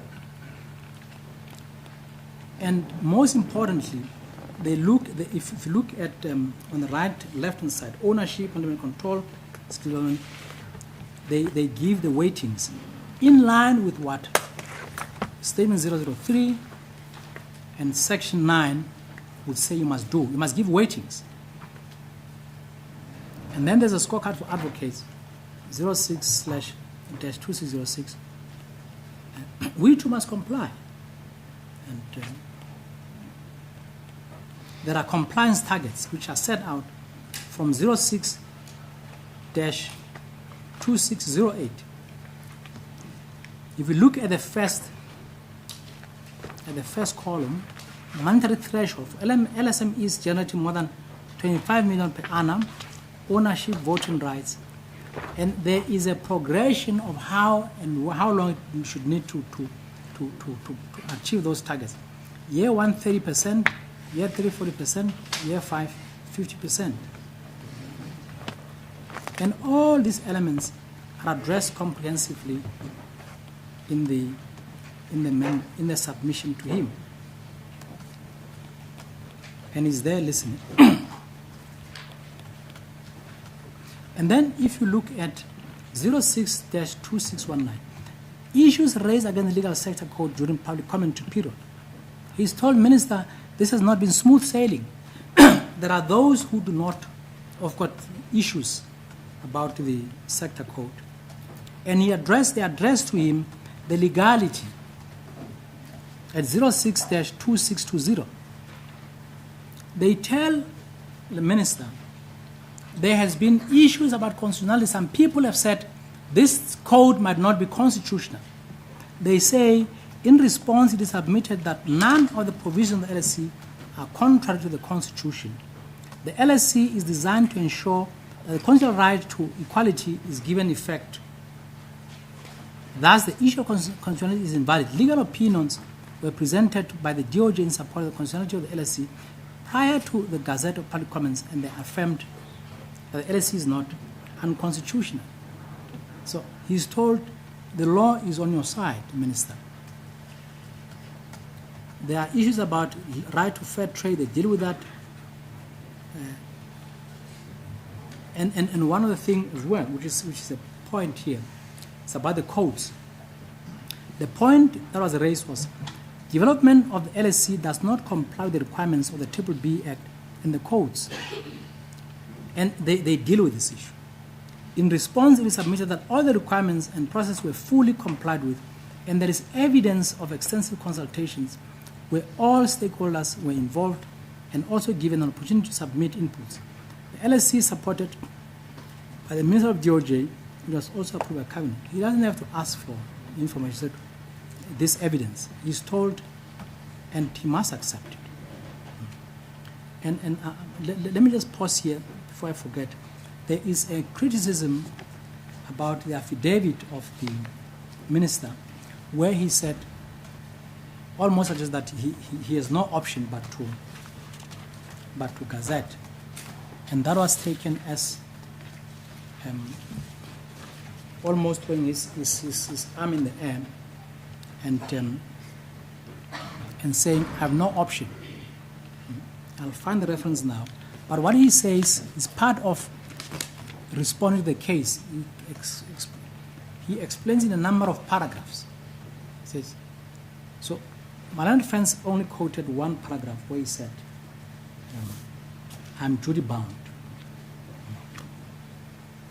But elsewhere he says, I have no reason to refuse. So one can't read one sentence in isolation. He appreciates and agrees that he can refuse. But he says, in this case, I cannot refuse because there's no reason. He would in fact be acting irrationally if he says, I know you have done the steps that the code say you must do. Statement 3003 says do steps 1 up to 7 or whatever. You have shown me the evidence that you have done the steps, but I'm not gazetting. I am not? I'm not gazetting. They'll take him to court. And the court will order him, but minister, this is not your code. It is a legal sector's code. But back to this presentation. Then they tell him at 06-26222, grounds for supporting the Gazette of the LSC.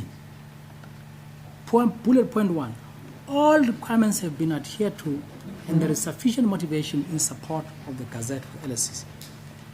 And they give him all the reasons. Then conclusion on 06-2623. Once gazetted, the sector will serve as transformation guidelines for the legal profession and all measured entities providing legal services and procuring legal services will be required to comply with the legal sector code. The issue continues to be highly contested as black law firms and practitioners are pushing for transformation in the legal profession. There is pushback by established white law firms and practitioners who are not in support of the legal sector code as evidenced in the public comments. There is a high possibility that the contestation will eventually be expressed through litigation. And lo and behold, here we are. Black legal practitioners have already instituted legal action in seeking the approval and publication of the LSC. And then they give him an executive summary again at 06-625. They summarize the issues and they ask him to please sign, which we know he ultimately did. Now, what has he done wrong to invite the opprobrium on the court to say, let's set aside this code because it is irrational, the targets that are being put are impossible to reach. You can't make partner in a big law firm within 5 years, it might be 6 years or less. Those are not the debates which this court can resolve. The lawyers must resolve them themselves. The code established an institution called the Legal Sector Charter Council. It says that Charter Council will be responsible for the monitoring, compliance, and if necessary, revision of the codes. It is established and known that nothing remains static. Do they have the statutory power, or where does their power emanate from, to to amend the what the minister has gazetted. Let me read to the court the responsibility for monitoring the implementation of the LSC. It's an extract from the Legal Sector Charter Code.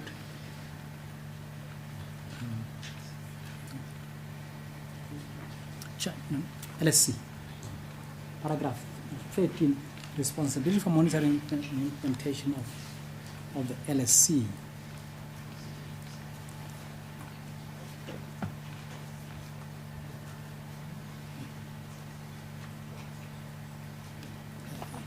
Am I directed?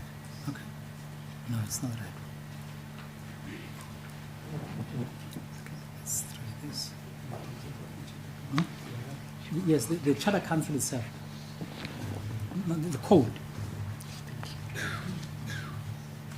Let me read in the meantime. 02.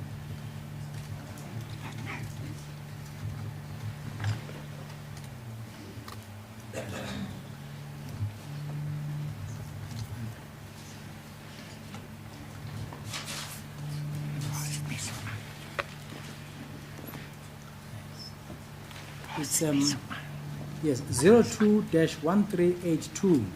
02-1382.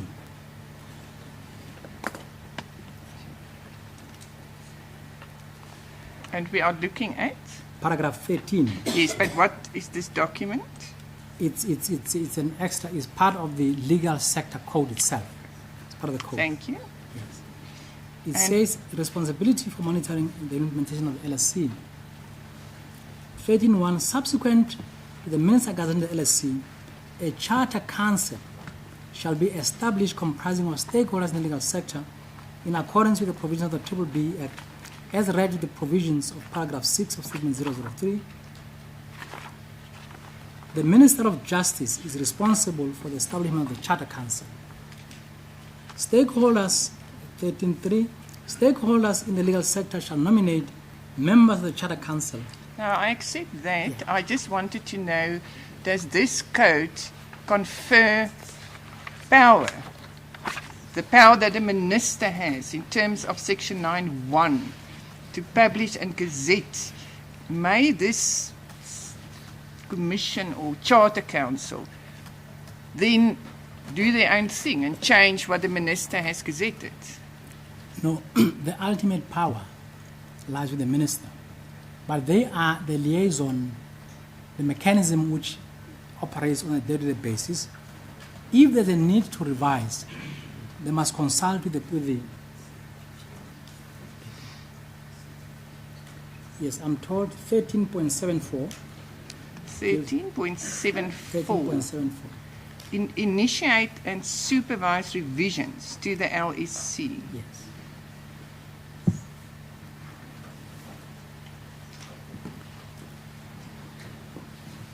So it plays a role because the minister can't simply say, I'm changing the code now.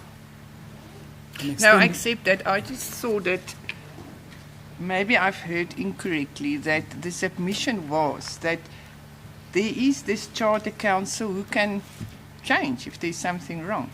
I might have heard you incorrectly. Yeah. They do not have the power to do that. No, they don't have the power to do it. You have to go through iterations again, public comments, and then the minister will be asked again to amend.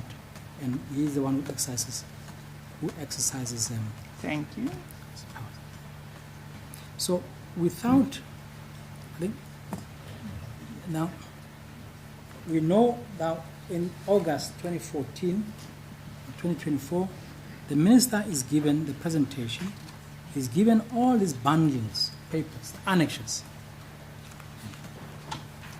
I think we must at least give it to him that he read the papers. Yeah. Because then in September, he gazettes. And where did he not apply his mind as the main question? And that is one of the criticisms against the minister. Well, if he had applied his mind, he wouldn't have allowed for the scrapping of bursaries for black students, well, if he had applied his mind, he would not have fixed the period for reaching the targets at 5 years, if it had been more. No, he shouldn't have allowed the exclusion of management of law firms who are not lawyers. He should not confine it to lawyers only. That's by the by. It is a code which somebody might want to have, but it is not a code that we have now. And this court cannot go into the substance of the debates and second guess the whole sector, including the minister, and say, no, we as a court think you should reinstate the bursaries. We as the court think you must include the ordinary persons who are employed in a law firm for purposes of the scoring. You can't say, well, you must now include a new socio-economic element that if I spend money funding the lady who delivers flowers to the firm, I must get points for that. It's a different ball game altogether.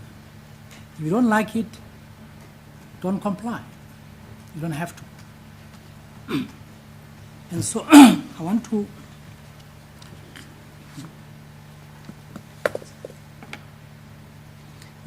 note here, the Charter Council has been given the role to monitor, initiate, revisit, amendment of the LSC.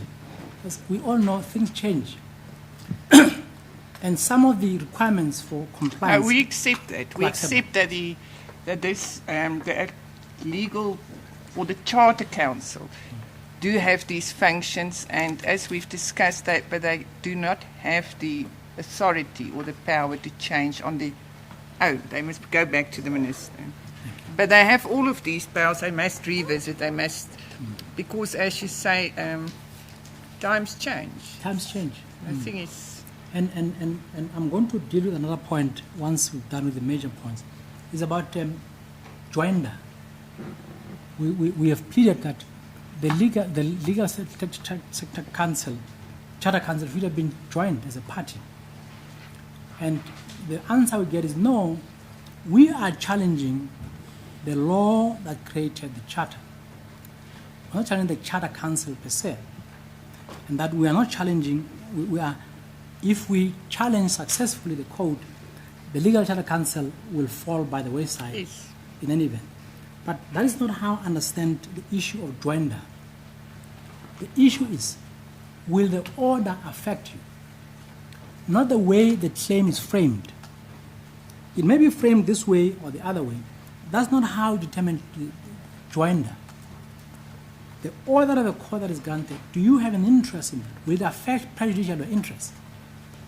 And the Charter Council, yes, will affect them in this way.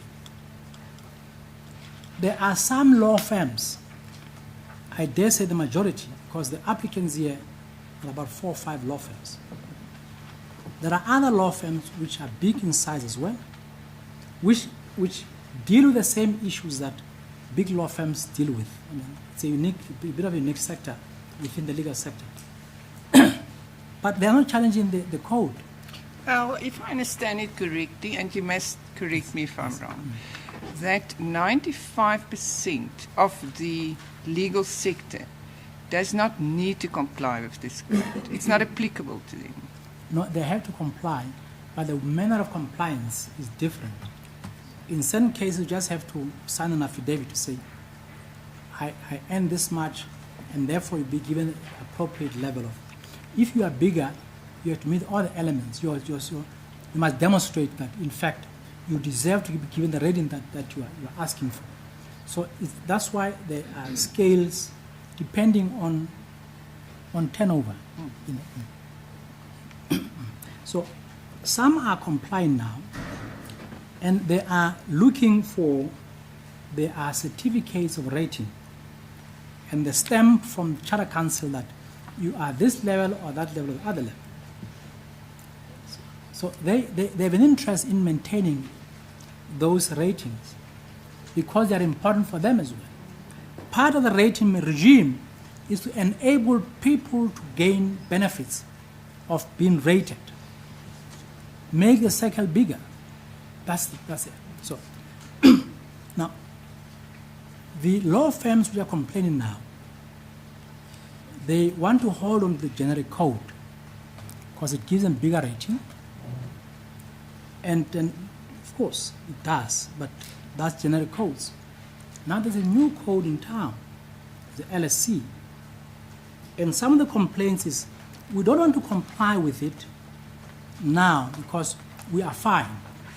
We have generic codes, ratings, and certificates, which we promise our clients that will maintain those so that they can continue giving us work.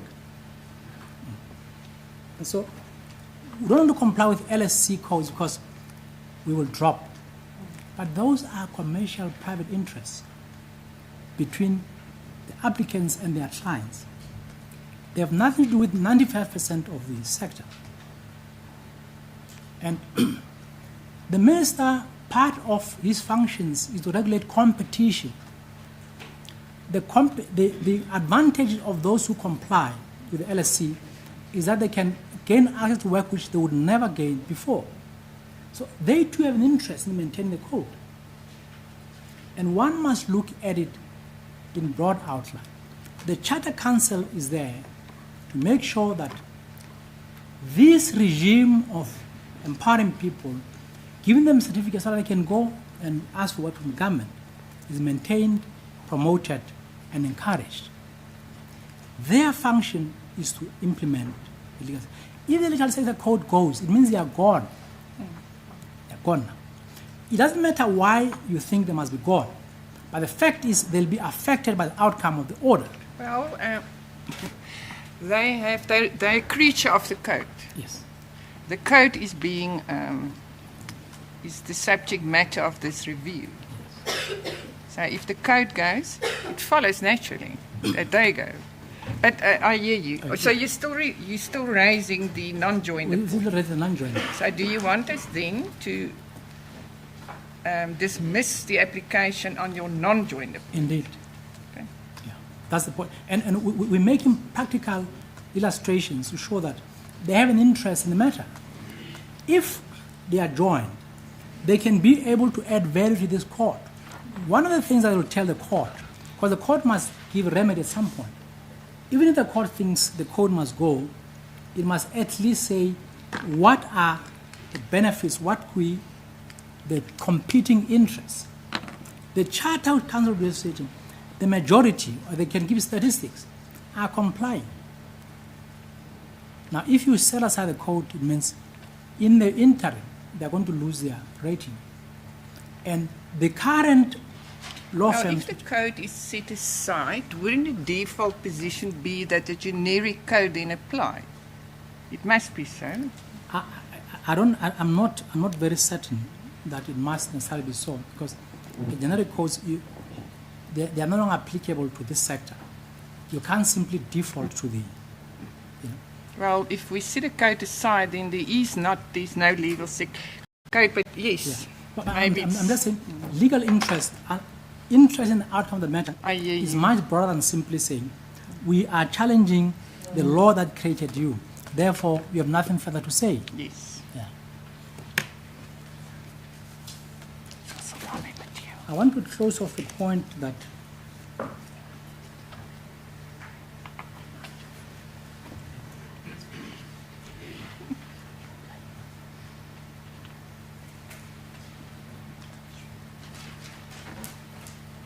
and he, in his affidavit, just to close off the point that he didn't apply his mind, the minister.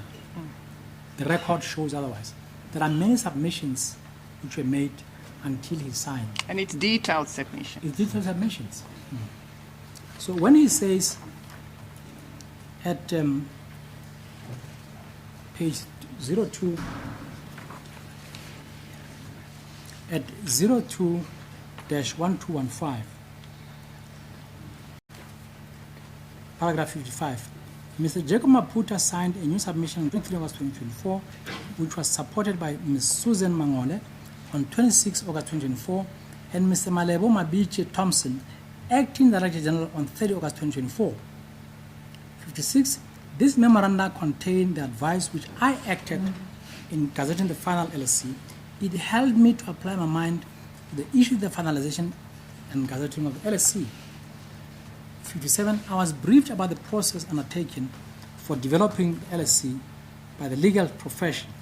The profession first adopted the legal sector charter as a transformation charter in terms of section 12 of the B-BBEE Act. This was done in 2007. Excuse me. Let me join you.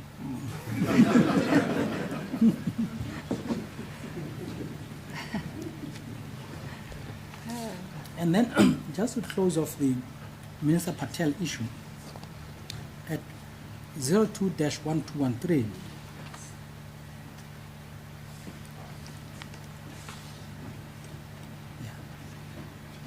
paragraph 48, the submission advised me on the history of the drafting of the LSC, as well as the concerns raised by Mr. Patel, and that these have now been addressed. 49, I'm satisfied that all the objection comments about the LSC, which may have stood in the way of the gazetting, empowering provisions issuing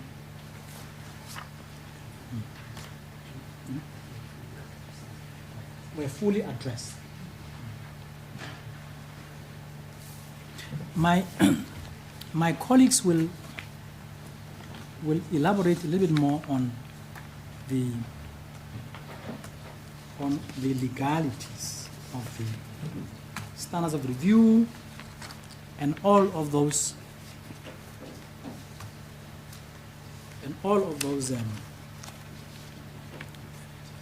legalities. But the point of the matter is the following. When the facts show that the minister has followed the letter to the T,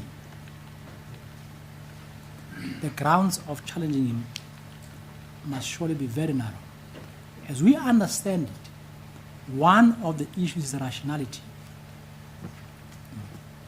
based on the principle of legality.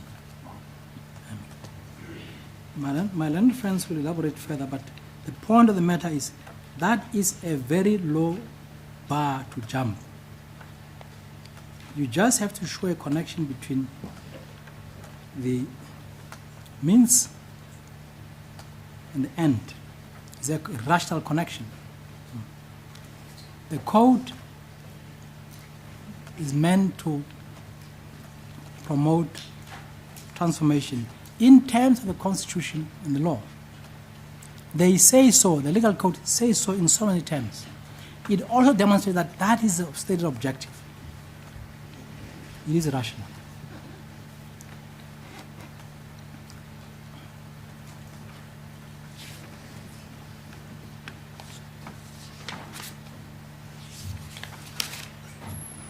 And if I may just turn back to the heads of argument, just to illustrate where we deal with some of these points.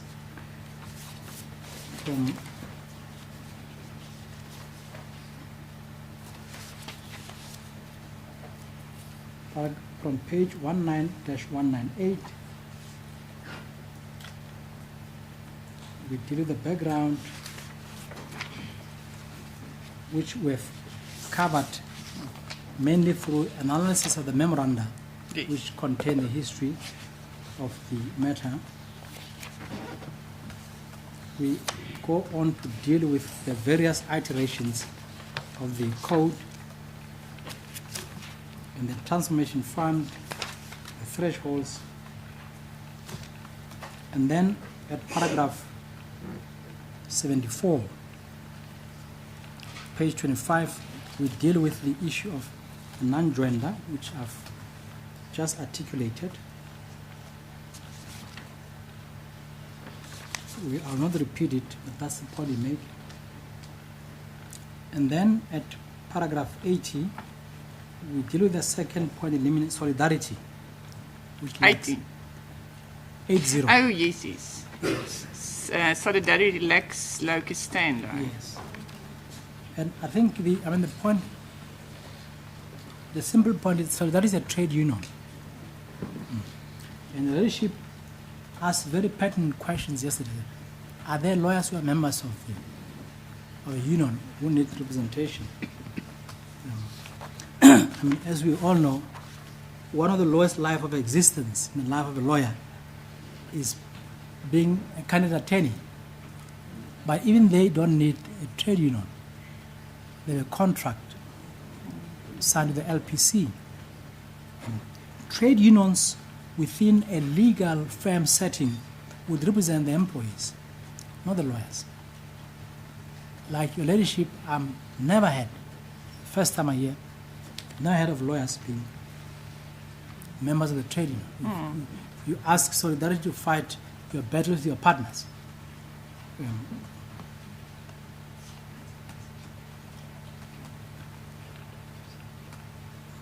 So it's a non-point. Paragraph 81 would say, Section 200 of the Labour Relations Act 66 of 1995, which is where their regulatory powers lie. They are regulated by the Labour Relations Act, not the Legal Practice Council. And it says, a trade union may act in one or more of the following capacities in any dispute in which any of its members is a party. That's where it ends. Their members are not their members are not party to any dispute.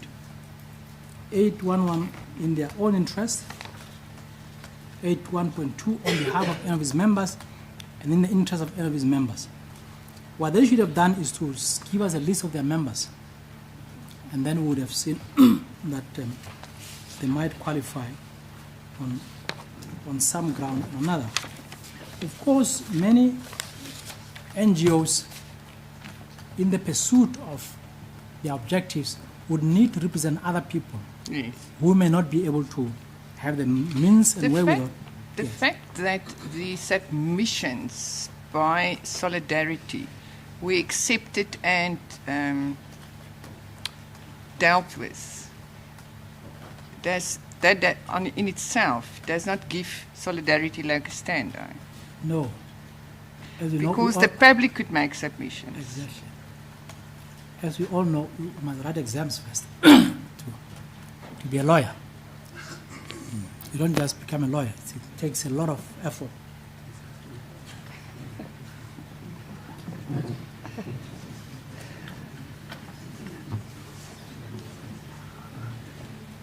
No, it doesn't elevate their rights. Doesn't give them any rights.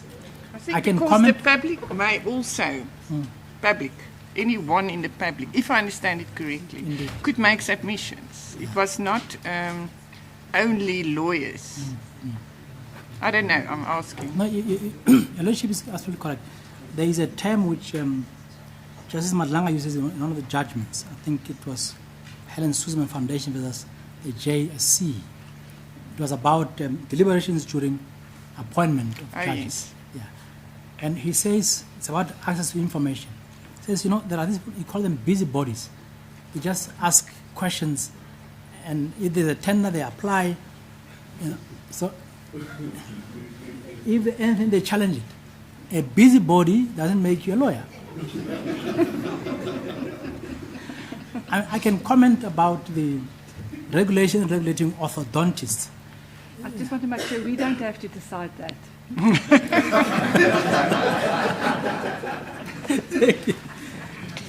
So, and then we deal with public interest. So you can't just say because it's public interest, I say I'm in public interest, that qualifies you to act for people.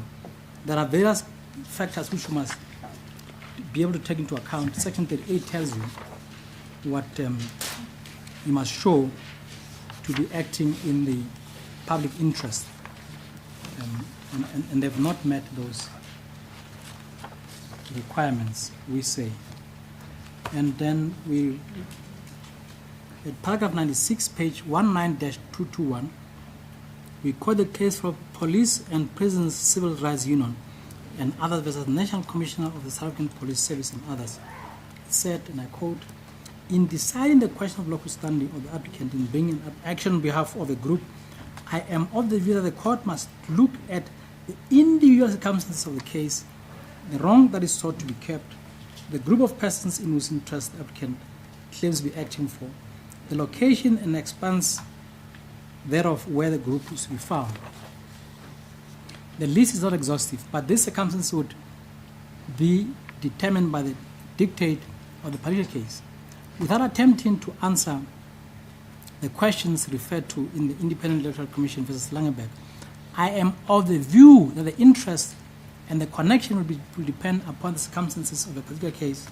However, the importance of the interest to the applicant and his members, the seriousness or gravity of the encroachment to such right, and the remedy sought are some of the factors that will guide the determination of the interest in connection. The geographical spread of the members of the applicant in casu is also a factor to be considered. So in conclusion, we say no, there's no entitlement to be here. And like just a person asks, why are you here? Question to the. So why are you here? That's the question. I'm not sure that question has been adequately answered even now. And then in page 89, I think we just deal with the part of the minister which we've dealt with in the Act about where it places him in the order of things. Section 10, Section 9. I'm flying through.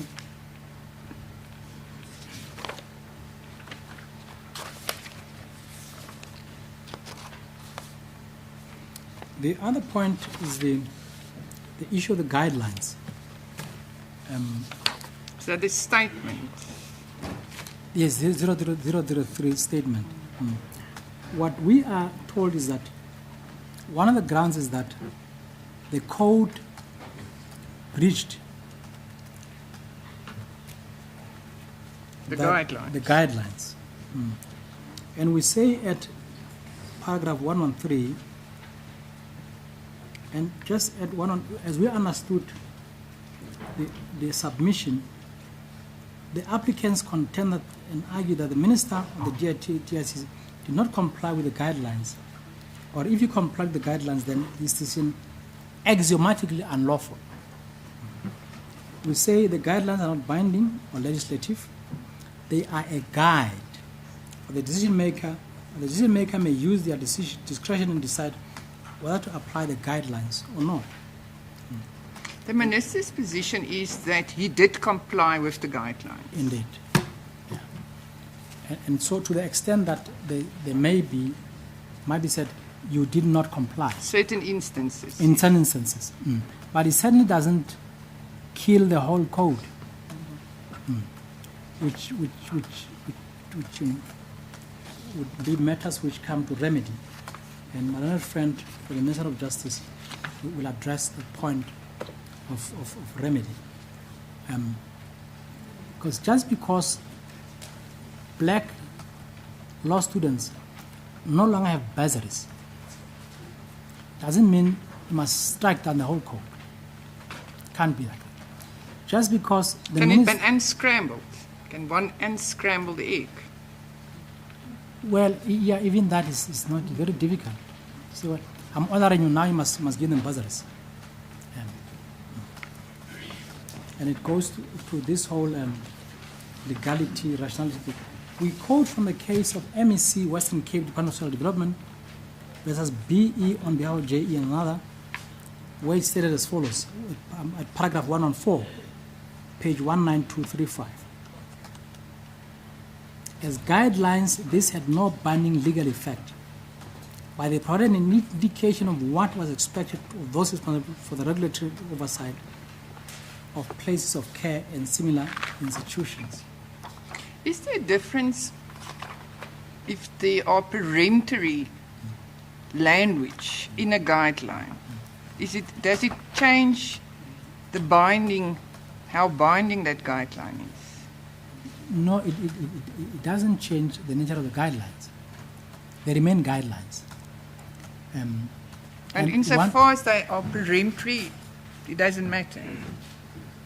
If you apply them, if you choose, I'm going to apply them, and they say to you, you must do this and that,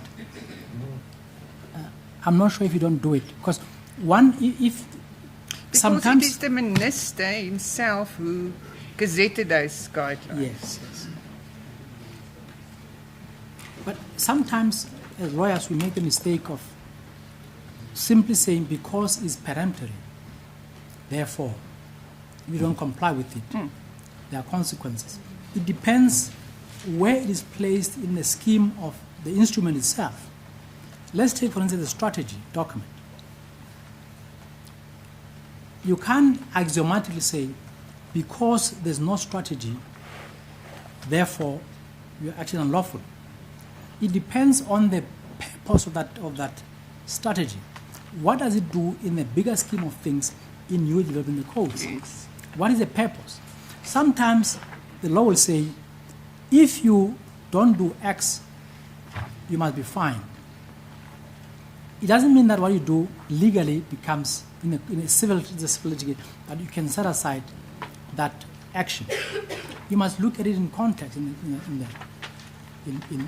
context. So the broad argument that there was compliance or non-compliance, therefore strike out, it doesn't apply. You must locate within materiality of the decision-making process.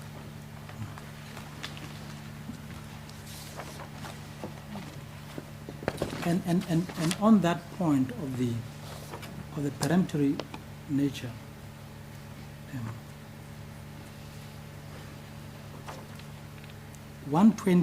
paragraph 120, in the case of Airports airports, company. page 19. Now I'm reading, is it the airports company matter? Indeed. Yes. So it says the peremptory nature of the Provisional B Act, and this deals with the Act, not the code. Yeah. It's already been stressed in the preceding paragraphs. It is clear that deviation of the B-BBEE codes is permissible only in the circumstances alluded to earlier in the judgment. While it is rational to set the B-BBEE's criteria for purposes of promoting transformation, the choice of the specific criteria must be informed by reason. The minister has told you the sector itself. They have said that it is because of the unique circumstances of the sector that some things can't be followed slavishly in the general code. You have a profession where there's no division necessarily in many cases between management and shareholders. In a law firm, the shareholders are the lawyers and they are the management. And so you can't apply management principles which you would apply to a company, a commercial trading business. And But it does not need to be lawyers. I mean, it's a company. Yes. So if someone who's not a lawyer wants to be a shareholder, Yeah, but you can't be a shareholder in a law firm, as far as I know. If you're not a lawyer. That's, director? director is something else. Yeah, because some firms are incorporated. They've got directors. Some are not incorporated. But I can't buy. I wish I could buy shares in one of these, but I can't. Well, maybe I could, but I might have to leave an advocate. You know, there are all these regulatory issues. So the point is, you can't simply say the general code say this. Therefore, if you depart, you are out. And then we make the point at 121. The memorandum of deviations contains all the deviations and their justifications.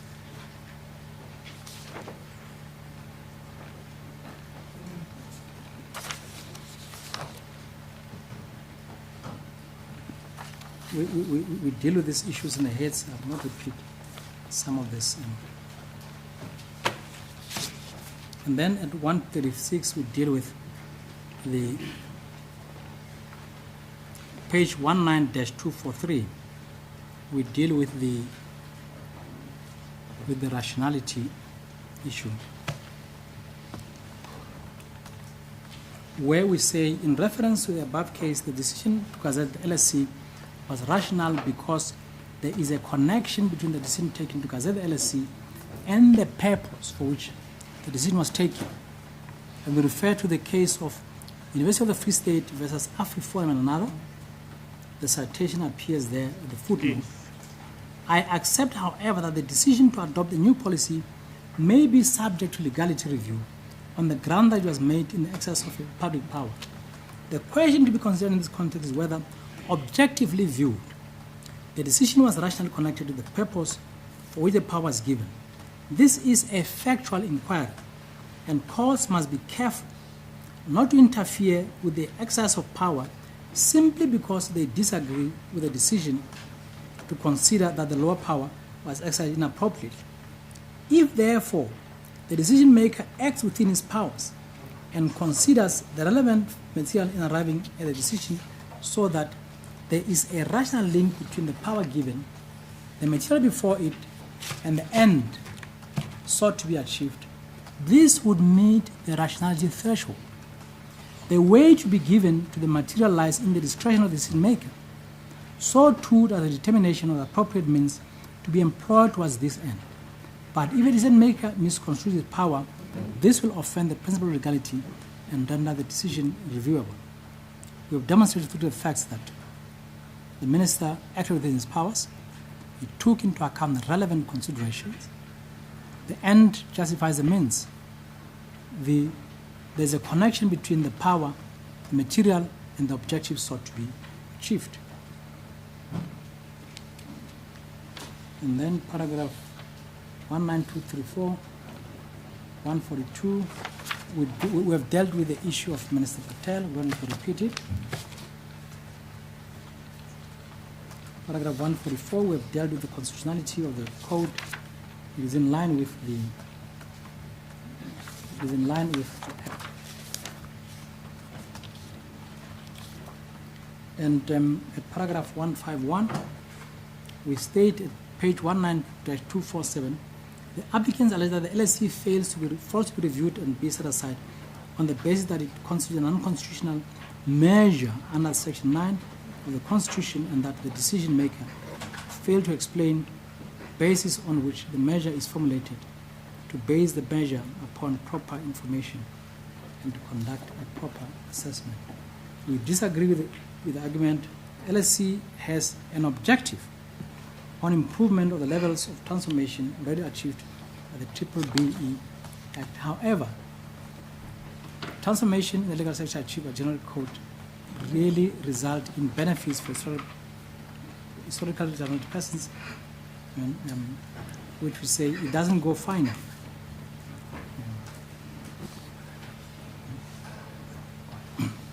And then we deal with at 19-248 the targets and weightings of the targets.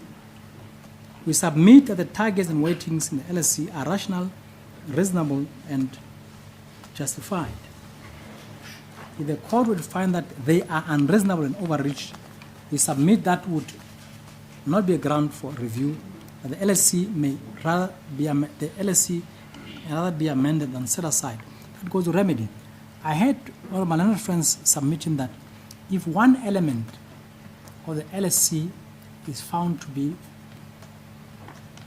reviewable, then the whole house must fall. It would not make sense. And I hear the issue was how you reallocate the points, that the whole scoring mechanism falls, but that can't be. Let's say, for instance, the court says you should have included the socio-economic element as one of the scorecard elements. It doesn't affect ownership, doesn't affect management, doesn't affect other elements. You simply saying include it. Then you may reallocate the points, but it will not disturb the entirety of the character of the LSC. And you do not need, for instance, that because you didn't deal with them. But the points will need to be reallocated. But that is not impossible to do. You don't have to scrap the whole thing. No, I hear you. Indeed. That's the point we're making. And then the other point is that there's no transitional period. Well, that's what the guidelines say. You don't have, if you want a transitional period, then you must amend the code, the statement 003. That's what it says. The Act says that. The guidelines. So statement 003, it is applicable and binding. Yes. Only applicable. Indeed. But you can't then say let's set these codes aside, the LSC, because it provides no transitional period. The guideline says no transitional period shall be provided for in the implementation of a sector code.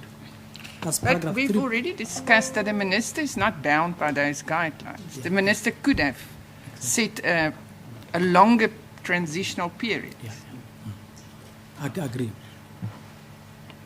And then to go back to, maybe I don't spend too much time here,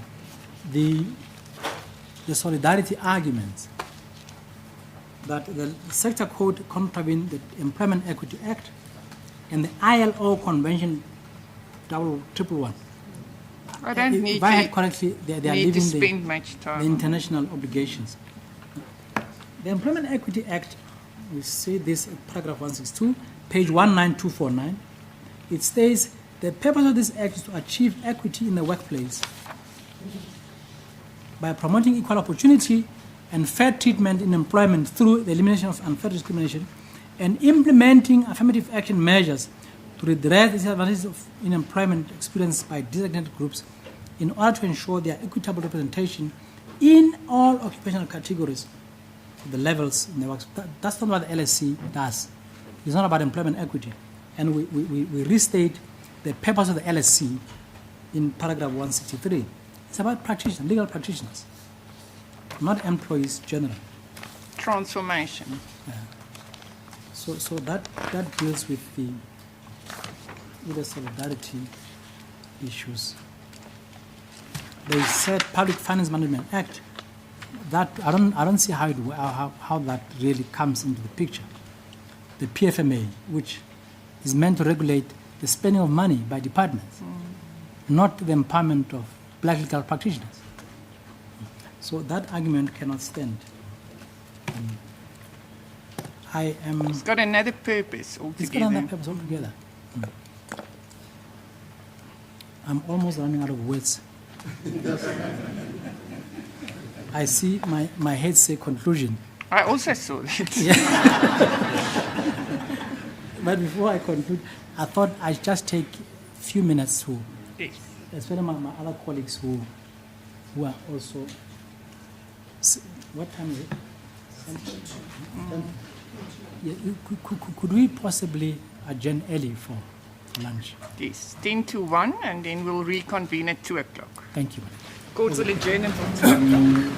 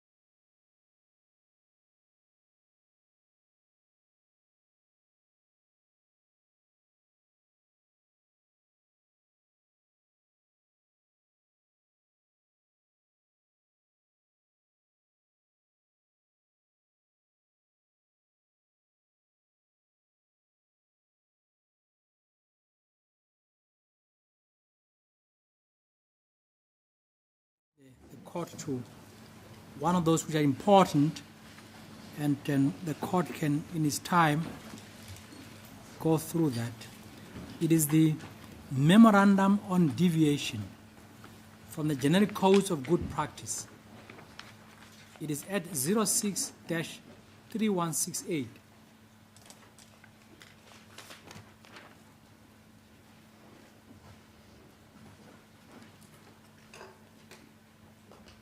And so this formed part of, the court will remember that I was using an extract from the page that accompanied the memorandum, Yes. the index which indicates the annexures. So as part of that pack, we said before him was a memorandum of deviations, which showed why there were deviations and all the issues about socio-economic and all Were manner of addressed, deviations. was addressed. So he had an understanding of why those deviations would have happened, and then also as part of the deviation exercise at 06-2687, no 37.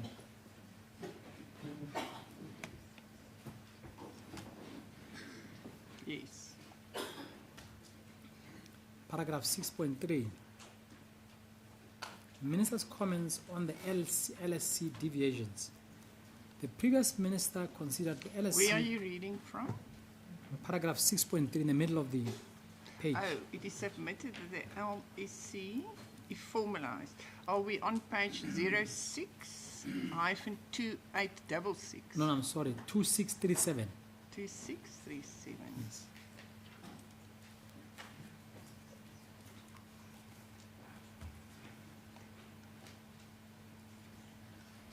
Thank you. And it says the previous minister considered the LSC and the motivation for deviations and raised comments and concerns which were informed by two legal opinions.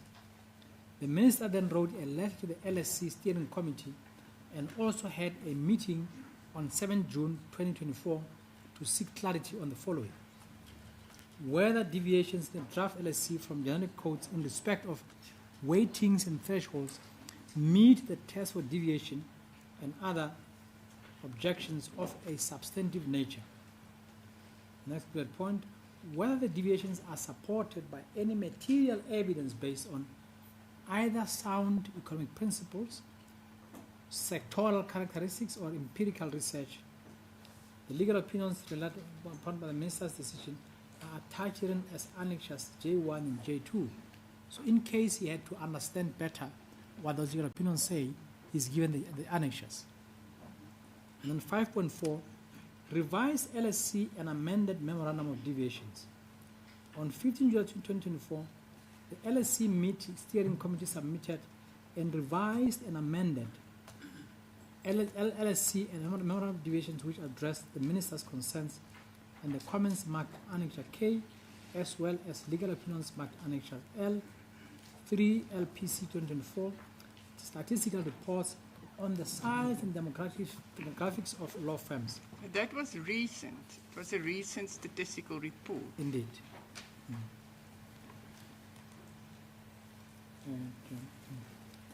But I think the point is that there's a memorandum of deviations. It explains why there were deviations. And so one cannot now second guess and debate the specifics of the deviations. Comments were received, deviations were justified on paper. Rightly or wrongly? Rightly it or was wrongly. justified. Indeed. And the court, we can't then pull down the whole house because the steering committee thought this way or the other way. So those are that's the point. And then if I just deal with maybe one or 2 points raised by my learned friends, that the role players sought to absolve themselves of responsibility. It's one submission that was made. Everybody seems to be saying, no, it's not me. Look at the steering committee. We do not have any record of meetings or what was said at the meetings. Yeah. But the point is that we have seen from the record that there was a steering committee. We have seen on the record that there's a technical committee. We've seen on the records that the minister met with some of the committee members. We've seen on the record that the Department of Justice played a role, as they should have. They wrote a letter to the Minister of DTIC asking for the gazetting. We've seen the Minister of DTIC, the midwife, deliver the baby successfully. And so there's no ground really to criticize the Minister of DTIC. And I'm about to wind down now. My learned friends for the other parties, for the first, second and third respondents, will deal with other aspects that need to be dealt with, especially on the roles that their clients played in this chain of events. And before I close, court will recall, I mentioned a bit about the South African War, so-called Anglo-Boer War, in the past, which is a part of our history and shaped us where we are now. Incidentally, one of the commandos in the Anglo-Boer War was a gentleman named Dennis Reitz. Famous lawyer. His name prevails even today, and his firm is one of the applicants. Full circle. Full circle.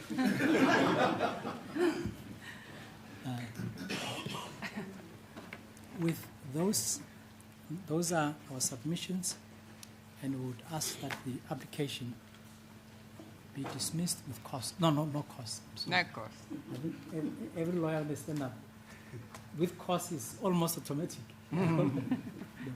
Without cost. Thank you. There's a cost. Then it's Advocate Bukaka. Bokaba. Mukaba. Bokaba. B-O-K-A-B. Advocate Mukaba. Bokaba. We agreed to swap roles for practicality purposes. My learned colleague, Mr. Matebesi, will give his presentation. Thank you. Thank you, Justices. I thought all the respondents were on the right. I always like to play for both teams. I'm joking. Justices, even today, as we had done in the process of the adoption of the code leading to the promulgation of the code, we play a middle role. We were in the middle of the stakeholders when the sector code was drawn, and we played a middle role between the stakeholders and the Minister of DTI. Even today, we play a middle role that will come and say, let's argue before the stakeholders. It is in that context that we come as the Minister of Justice and Constitutional Development. Ours is more of giving a purpose to the entire exercise of drafting and the promulgation of the legal sector code. We do that because our understanding of the rationality test as articulated in the New Africa Duty-Free SOPS Pty Ltd judgment will refer the court to the relevant paragraphs, is that this court must look at whether there is a rational connection between the act and or the method used and the purpose for which it is designed to achieve. Is there a government purpose that is sought to be achieved by the LSC? Perhaps for us to be able to deal with that properly, we need a context. And this is what we are going to deal with first. The context requires us to go a little bit backwards and look at why in the first place does South Africa need to have all these measures of transformation, the legal sector codes, the finance codes, and all that.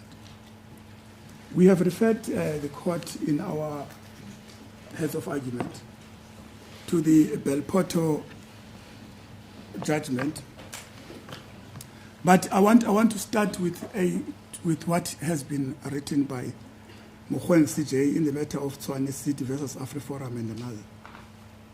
In paragraph 2 of that judgment, he gives us an essential context. Fortunately, he was dealing with the same kind of clause that we are dealing with, which relates to discrimination, or call it racism, call it inequality, but it goes back to the same principle. Here's what he says. South Africa is literally the last African country to be liberated from the system that found nothing wrong with the institutionalized oppression of one racial group by another for no other reason but the color of their skin, shape of their nose, and the length and texture of their hair. This is the system that the United Nations declared a crime against humanity. It is the same system that says to us, we must go back as South Africans and see how best we can resolve it. But we say, we are here firstly because there are people who don't want to give away the privileges that have been given by that crime against humanity. We are saying to the court, it is that context that we must keep in mind. How do we take away the privileges that those that have obtained under the system of apartheid? Would that privileges be ownership? Is the ownership and the empowerment economically that they have. It is important then to have that context. He goes on and says,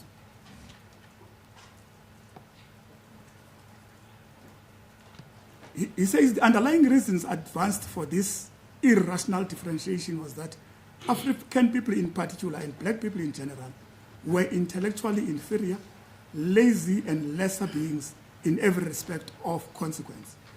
As a result, there hardly was any city, town, street, or whatever, because he was dealing specifically at that time with the naming of the cities. But what we say in the context of what we have to deal with before this court, there was literally no opportunity that was given to a black person because he is considered inferior, lazy, and less of a human being. So if we understand this from that context, then it takes us to why then was it necessary to come to these measures. Then he goes on in the judgment to say, to quote the preamble of the Constitution of the Republic of South Africa.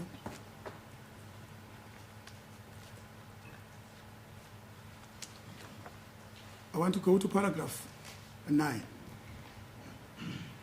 He says, our shared values that underpin our constitutional vision, after he has dealt with the preamble to the Constitution and all that, he says, our shared values that underpin our constitutional vision cannot be achieved when one race almost always has its way or a near absolute monopoly in respect and honor. That is a recipe for illegitimate retention of exclusive privilege, undeserved domination of the past and future hostilities as opposed to inclusivity, reconciliation, and the unity in diversity we have undertaken to pursue and achieve. He says no measure of sophistry, contortion, or strategy ought to be allowed to entrench any form of racial domination or exclusivity to privilege, honor, and opportunities, for that is inconsistent with our foundational values and a constitutional vision.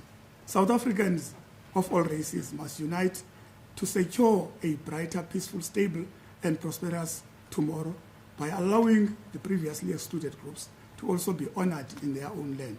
They too should at long last have a sense of belonging. We come before this court to defend a policy that is designed to empower a black person. It recognizes the fact that a black person has been excluded for decades. We have, I'll refer to the first applicant as Norton Rose. I don't intend any disrespect, but it is a name that I'm accustomed to from the papers. We have Norton Rose, who say in their papers, they have got, at the level of their compliance with transformation, they can only quote a 7% of women. They can only quote a 25% of blacks that are at higher levels of Northern Rose. We have the 4 other law firms who are conspicuously silent about their racial demographics in their firms. And they come before this court to say, we want this court to declare this code to be a code that is, in their words, irrational, a code that is illegal, a code that infringes on the Bills of Rights, because that's what my learned friend said. He said the exercise of power is constrained by 3 things. It must be lawful, principle of legality. It must be rational, that's rationality, and then it must comply with the Bill of Rights. So we give this context because we need to understand where we come from with this. We need to also understand where we are going with the attempted transformation. We are alive to the fact that they do say in their papers, no, we are not against transformation. In fact, that's what all of them who are against transformation would say. They say we are not against transformation and put a but we want it to be lawful. That's what they say. But one must not listen too much to what they say before the but, because it is not a reflection of what they do on the ground. They are happy to say they have a level 1 B-BBEE status. A level 1 B-BBEE status that they attained through the generic codes, when their numbers speak and give a picture that is far away from transformation. It is far away from transformation. They say we have complied because to them, transformation is about the level of BEE that they acquire. To them, transformation is not about physical human beings occupying positions of power within them. To them, it is only about rands and cents that they can be able to acquire from having black people within their organizations. That is not what our Constitution demands. That's not what our Constitution mandates us to do as the government. Because this court would be aware of the fact that Section 9(2) of the Constitution creates a specific mandate. And it is imperative upon the government to design measures that are to redress the inequalities of the past.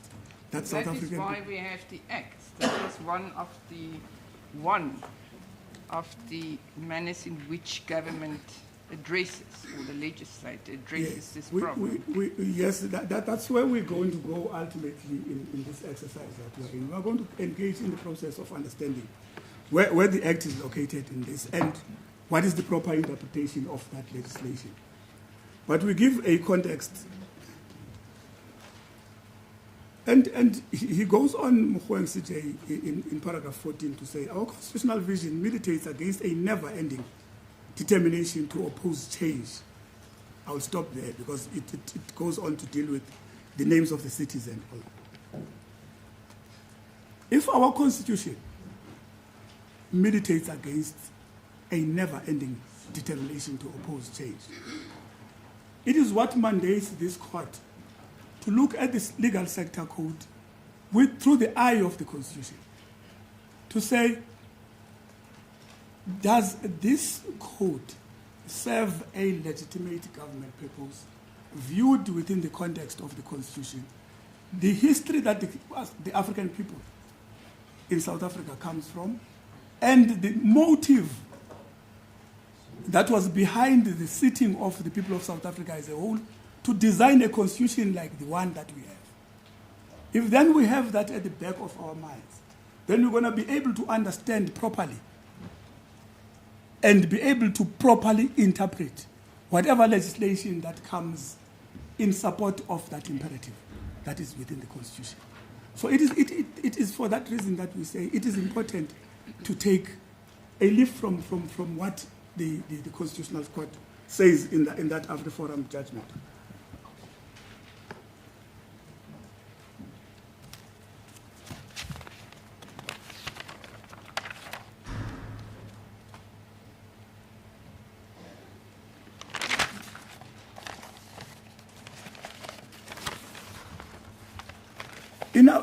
In our submissions to the court, we intend to touch also on the purpose and the object of the B-BBEE Act, the proper interpretation of Section 2, 9, and 10 of the B-BBEE Act, the legal sector code and its purpose, and to the extent necessary, the generic codes that reliance is placed on by the rest of the applicants. We will give the court an understanding of what the general codes are. We will also touch on the arguments made by the applicants, in particular to the binding effects of certain clauses in the generic codes, which are which there's an argument that says they are peremptory because they use the word must instead of may and all that. We will deal with those issues and tell the court why those are inconsistent with the bigger scheme of the generic codes as a whole.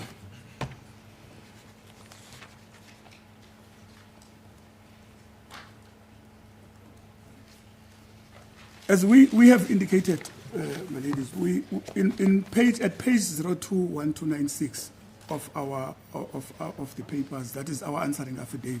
Just repeat 02-. 02-1296. 1296. That's why we quote Charles Cassin CJ in Belporto.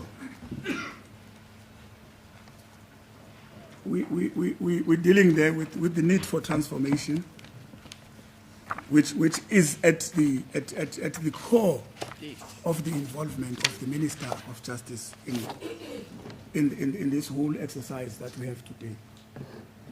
She is involved because she is in charge of the legal sector of the legal sector.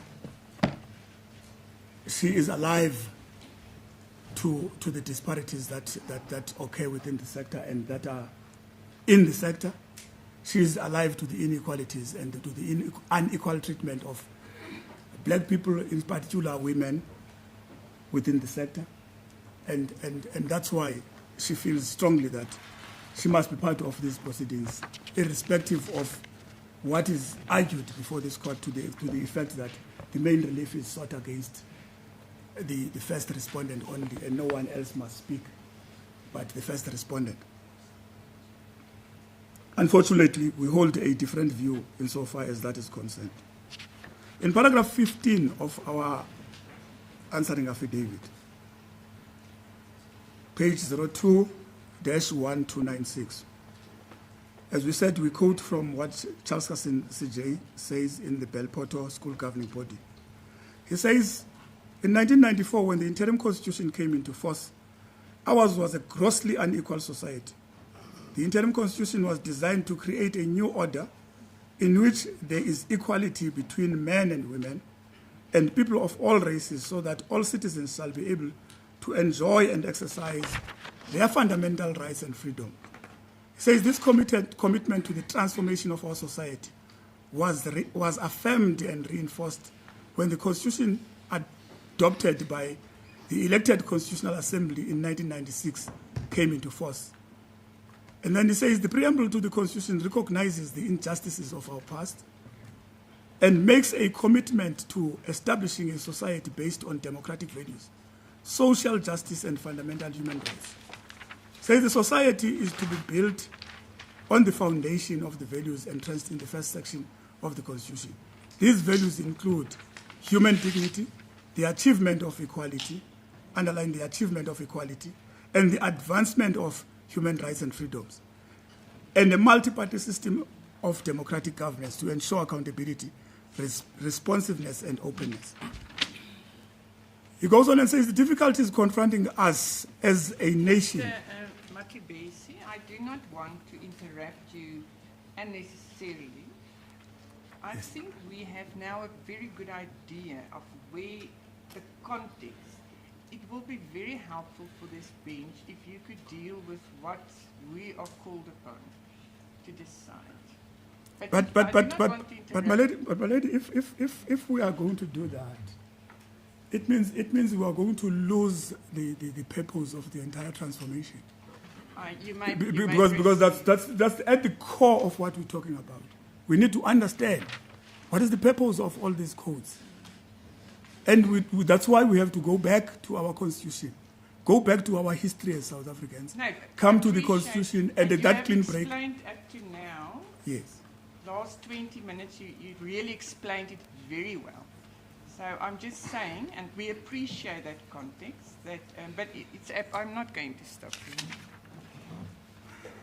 Now, thank you very much. I'll try to hit what my leadership is saying, but obviously without disturbing the line of argument that I intended to take, because it would be an injustice to the minister not to put these issues before this court, because they are important to her.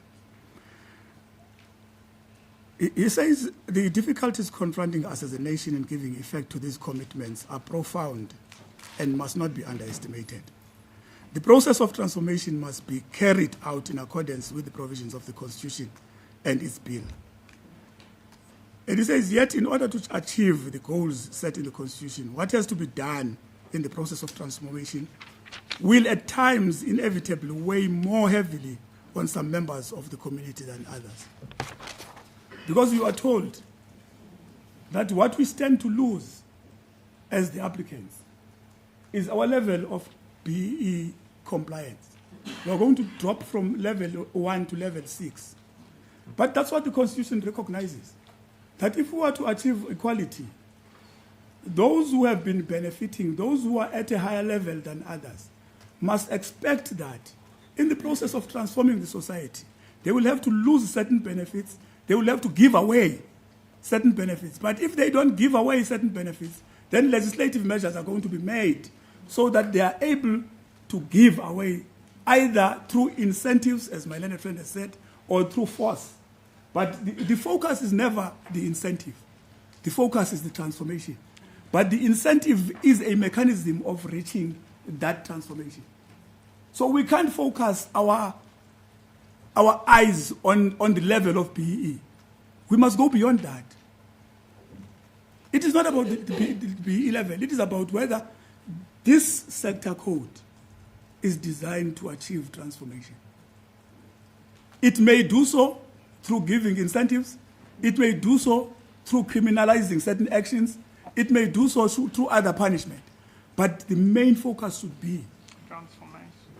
What is behind that incentivization.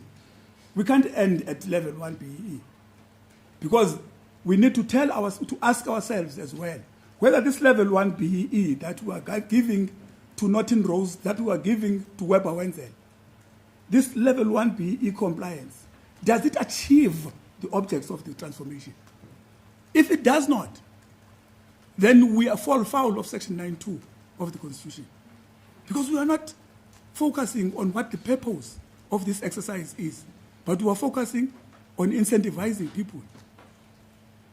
So that's why it is important to understand what is it that is behind this incentivization, so that we can go there and put our measuring sticks at the purpose that is behind the incentivization, not on the incentivization itself. So that's why we feel it's very, very important that these issues must be brought. We emphasize that transformation is a constitutional imperative. That is clear from the Constitution. And that the express language of the Constitution of the Republic of South Africa puts transformation at the center of the constitutional project. We also want to bring in here one other important aspect that is very, very important to the Minister, which are the provisions of Section 174 of our Constitution that relate to the appointment of judges. Section 174 of the Constitution requires, it states in particular, subsection 1 says, any appropriately qualified woman or man who is South African citizen, who is fit and proper person, may be appointed as a judicial officer. Subsection 2 goes on and states that the need for the judiciary to reflect broadly the racial and gender composition of South Africa must be considered when judicial officers are appointed. Then the question that you must ask yourself is, how do we achieve this? Do we achieve this by incentivizing people who have 7% women that do not contribute any way to the purpose of Section 174 of the Constitution, because they have got only 7% of women out of their entire setup?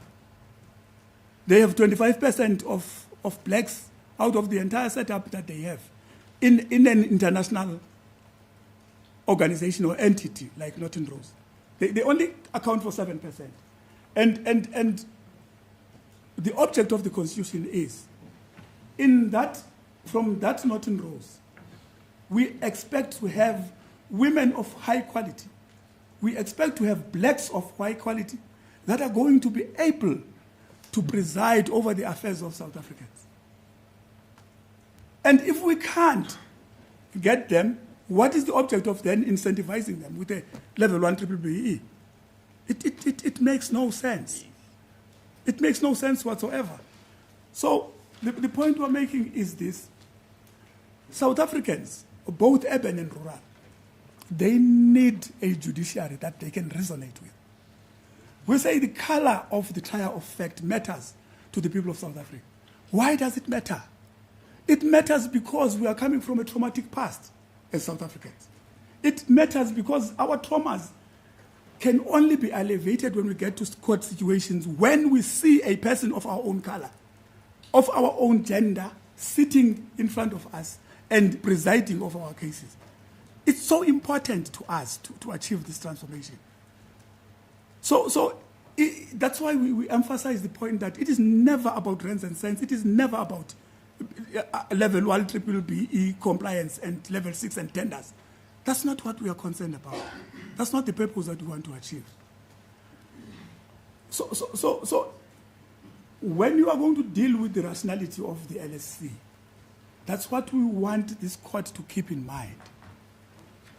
That Section 9.2 of the Constitution demands of us to set up measures that are going to achieve equality for the people of South Africa.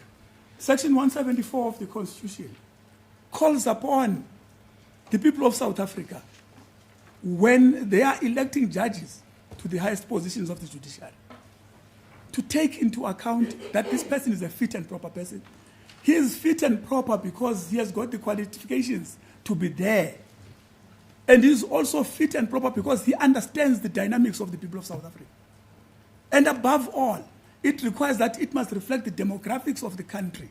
Why must it reflect so? We say it is because when a black person from Elliot Dale in the rural towns comes before a judge, he must be able to see a judge that he resonates to, and he's able to become confident and comfortable that the person who's presiding over his matter will understand the living conditions that he comes from in the rural areas. That's why the sector code, to some extent, demands of these big law firms to improve and have people from the rural areas to be part of their management, people from the rural areas to be part of those people that are developed by the law firms. Because, why?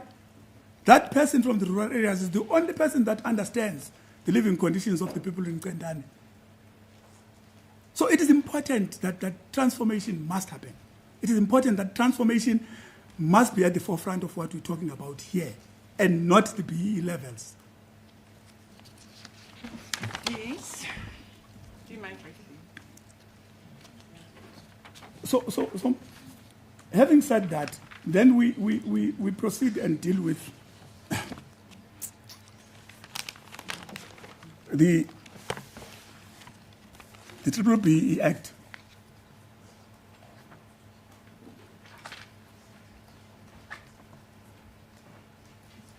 The Act, as its name suggests, is for economic empowerment,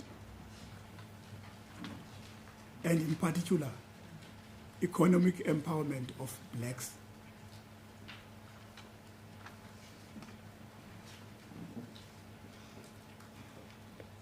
We will engage in the process of interpreting the legislation. I just want to open it, if the court would bear with me in this regard.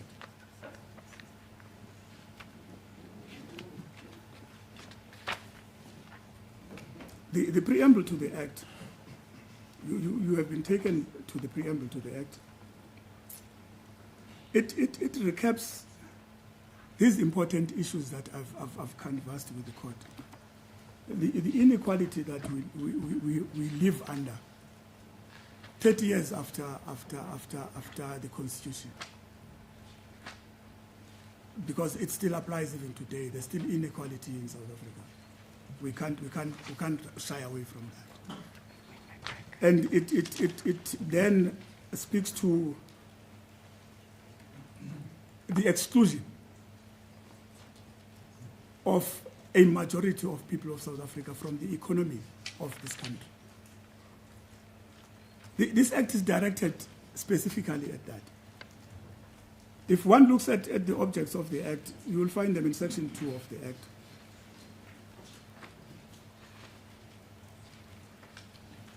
It says the objects of this Act are to facilitate broad-based black economic empowerment by promoting economic transformation in order to enable meaningful participation of black people in the economy. It does not only require participation. It describes this kind of participation that it wants to achieve, which is a meaningful one. It says we require a meaningful participation, not a toy person that is going to be put at the corner of a boardroom by the board of directors of whatever company, and his name be endorsed on the attendance register, and then thereafter he's excluded from the discussions that are taking place, but the only thing that reflects his participation is just the attendance register and nothing else. That's not what the BEE Act wants. What you're addressing us now, is that factually based? Is that... No. I'm assisting in the interpretation of that. We are saying, in interpreting that, what the Act envisages in meaningful participation. It does not envisage a situation where a person is rented to sit next to the board of directors of a company solely for the purposes of ticking a box. It means he must meaningfully participate. The LSC is meant exactly for that, so that there's going to be monitoring of that meaningful participation of black people within the establishments, in the economy of the country. It is meant to achieve economic empowerment by achieving a substantial change in the racial composition of ownership and management structures, and in the skilled occupation of existing and new enterprises. We deal with this because it is important to do so, because it is in understanding those objectives of the Act that we are able to understand and also test the rationality of the LSC. Because the LSC is a child of the B-BBEE Act. The B-BBEE Act is a child of the Constitution. So it is important that this context be in mind to everybody who's going to interpret and understand the rationality of the legal sector code. But what is important is that we need a substantial change in the racial composition of the management and ownership And as a result, legal sector code, you would have seen, it incentivizes management differently from ownership. And there's a reason for that, because these are different things. I heard my learned friend, one of the applicants' counsel, arguing that there's a conflation of ownership and management in our case, or in the legal sector code. There's no such. The legal sector code treats management differently from ownership. And ownership, it refers to it as board participation. Yes. And then management has got its own point. So that's why it says we need a substantial change. You have heard argument here that talks to the irrationality of excluding certain people from board participation and from ownership. They say we exclude certain blacks who are not lawyers from management and participation. But the point of the matter is this. If you view it from the Equality Clause, you view it from Section 174, you view it from the objects of the Act, is it really irrational to say, if we are to achieve the objects of transformation, at least in the legal sector, we must make sure that what we transform is lawyers. We don't take anything away from the fact that these big corporations, they've got managers who are IT specialists, who are accountants and all that. But that's their business. That's the running of their business. It simply has nothing to do with the legal profession. The object of the legal profession and the legal sector code is to transform the legal sector. Because it doesn't help us to take a lot of accountants and incentivize a person for having had 10 accountants in a board of directors constituting of 12 people. And we incentivize him and say, we're giving you the biggest score in the BEE because you've got so many back directors who are accountants. But does it serve the ordinary citizen of the country who requires a judge of competence who must sit there and preside over his matter? It does not. Does it serve the economic transformation of a black lawyer? It does not. So that's why we say this is important so that we can be able to understand where do we come from as the government with all these initiatives. Why is it necessary to engage in all this? Importantly is 2D of the it's quite important because the plight of women has become so important in our country because they have been the forgotten part of our society. It says increasing the extent to which black women own and manage existing and new enterprises, and increasing their access to economic activities, infrastructure, and skills training. You see, it expands a little bit when it gets to women, for a reason. They have been excluded for quite a long time on many of these aspects that are covered there. You have a Weber Wenzel that says, I'm not going to tell you, court, how many women do I have in my establishment, but I'm prepared to come to you and ask you to defend my level 1 BBBEE certificate. And they said, because it is rational for me to hold this certificate, despite the fact that I don't tell anyone how many women do I have, but I must obtain that statement under the BBBEE Act. Does it correspond with the object of the Act? It does not. That's why we feel so strongly about these points that we are making. And you have a Norton Rose that says, I have only 7% of my entire management that is made up of women. But one thing that we must not forget is that these organizations and these entities, they have existed for quite a long time, long before we had our constitution. If they were willing to voluntarily transform, they would have done that before the BBBEE Act was enacted. They would have done that in the 23 years that the B-BBEE Act has been in existence. But they come to this court and cry and say, no, the period that we are given is very short. But what about the period that is passed from 1996 until now? Do you account for that? No. They want everybody to understand the case from their own perspective, not from the prism of the Constitution and the B-BBEE Act. That's why it's important for us to bring this context so that this court keeps it in mind in deciding on the rationality issue that they have raised and they are relying on. Because there's no explanation whatsoever why big firms would still be having 7% of women after 30 years. There's no explanation. Why a Weber Wenzel cannot tell us how many women they have in their establishment after 30 years. I'm not talking about the period that they've existed before the Constitution, because they still had an obligation anyway if they aligned themselves with the plight of the people of South Africa. But they never. So they want to be forced into doing these things and then complain when measures are taken for them to be called upon to at least relinquish the privilege that you've obtained under the apartheid laws. Return that privilege. Give it to the people that it belongs to voluntarily. That's the sensible thing that you should have done. You come to court when the LSC is enacted and you say it gives you shorter time frames for you to be able to comply.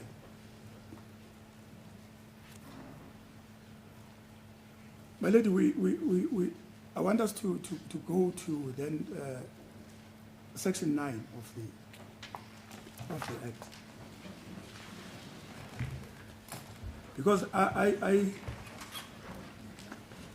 want us to go to Section 9 because it is where the power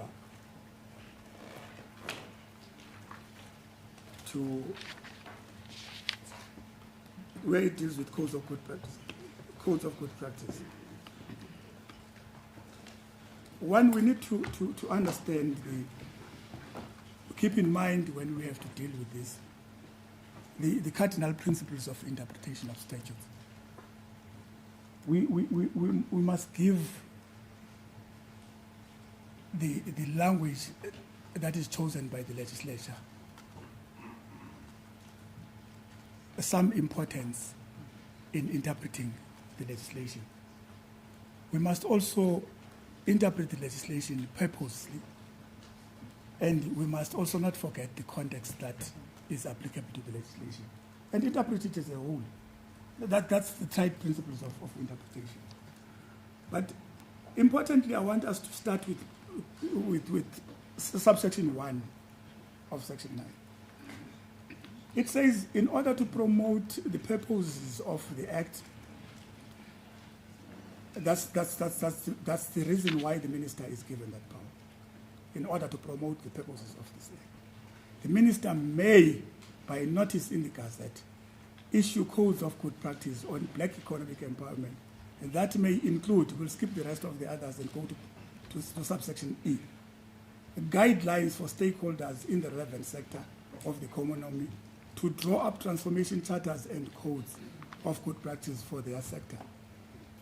I want us to first identify what's the role of the minister in Section 9, subsection 1E. It is to gazette codes of good practice that would give guidelines for stakeholders in the relevant sector. What is the purpose of the guidelines? The purpose of the guidelines is to help the stakeholders in the sector to draw a code. That's the proper interpretation of that section. It doesn't say the minister may draw up a code and gazette it himself. It says no. The power to draw a code is not yours. You issue in the Gazette a notice that would give guidelines. And then that's all. Who draws the code? Is the stakeholders. in the code. But they do that through the guidelines that are given by the minister. The guidelines in this instance, would it be statement 003? Yes. That's what he did in 2013, 2015, and issues those guidelines through a gazette. That I've given you the guidelines, then you can go and develop your sector. You draw up your sector code. So the guidelines... This is important because you were told in argument that whoever is here, except the minister of the TTIC, is irrelevant. But the main focus of these people the applicants, the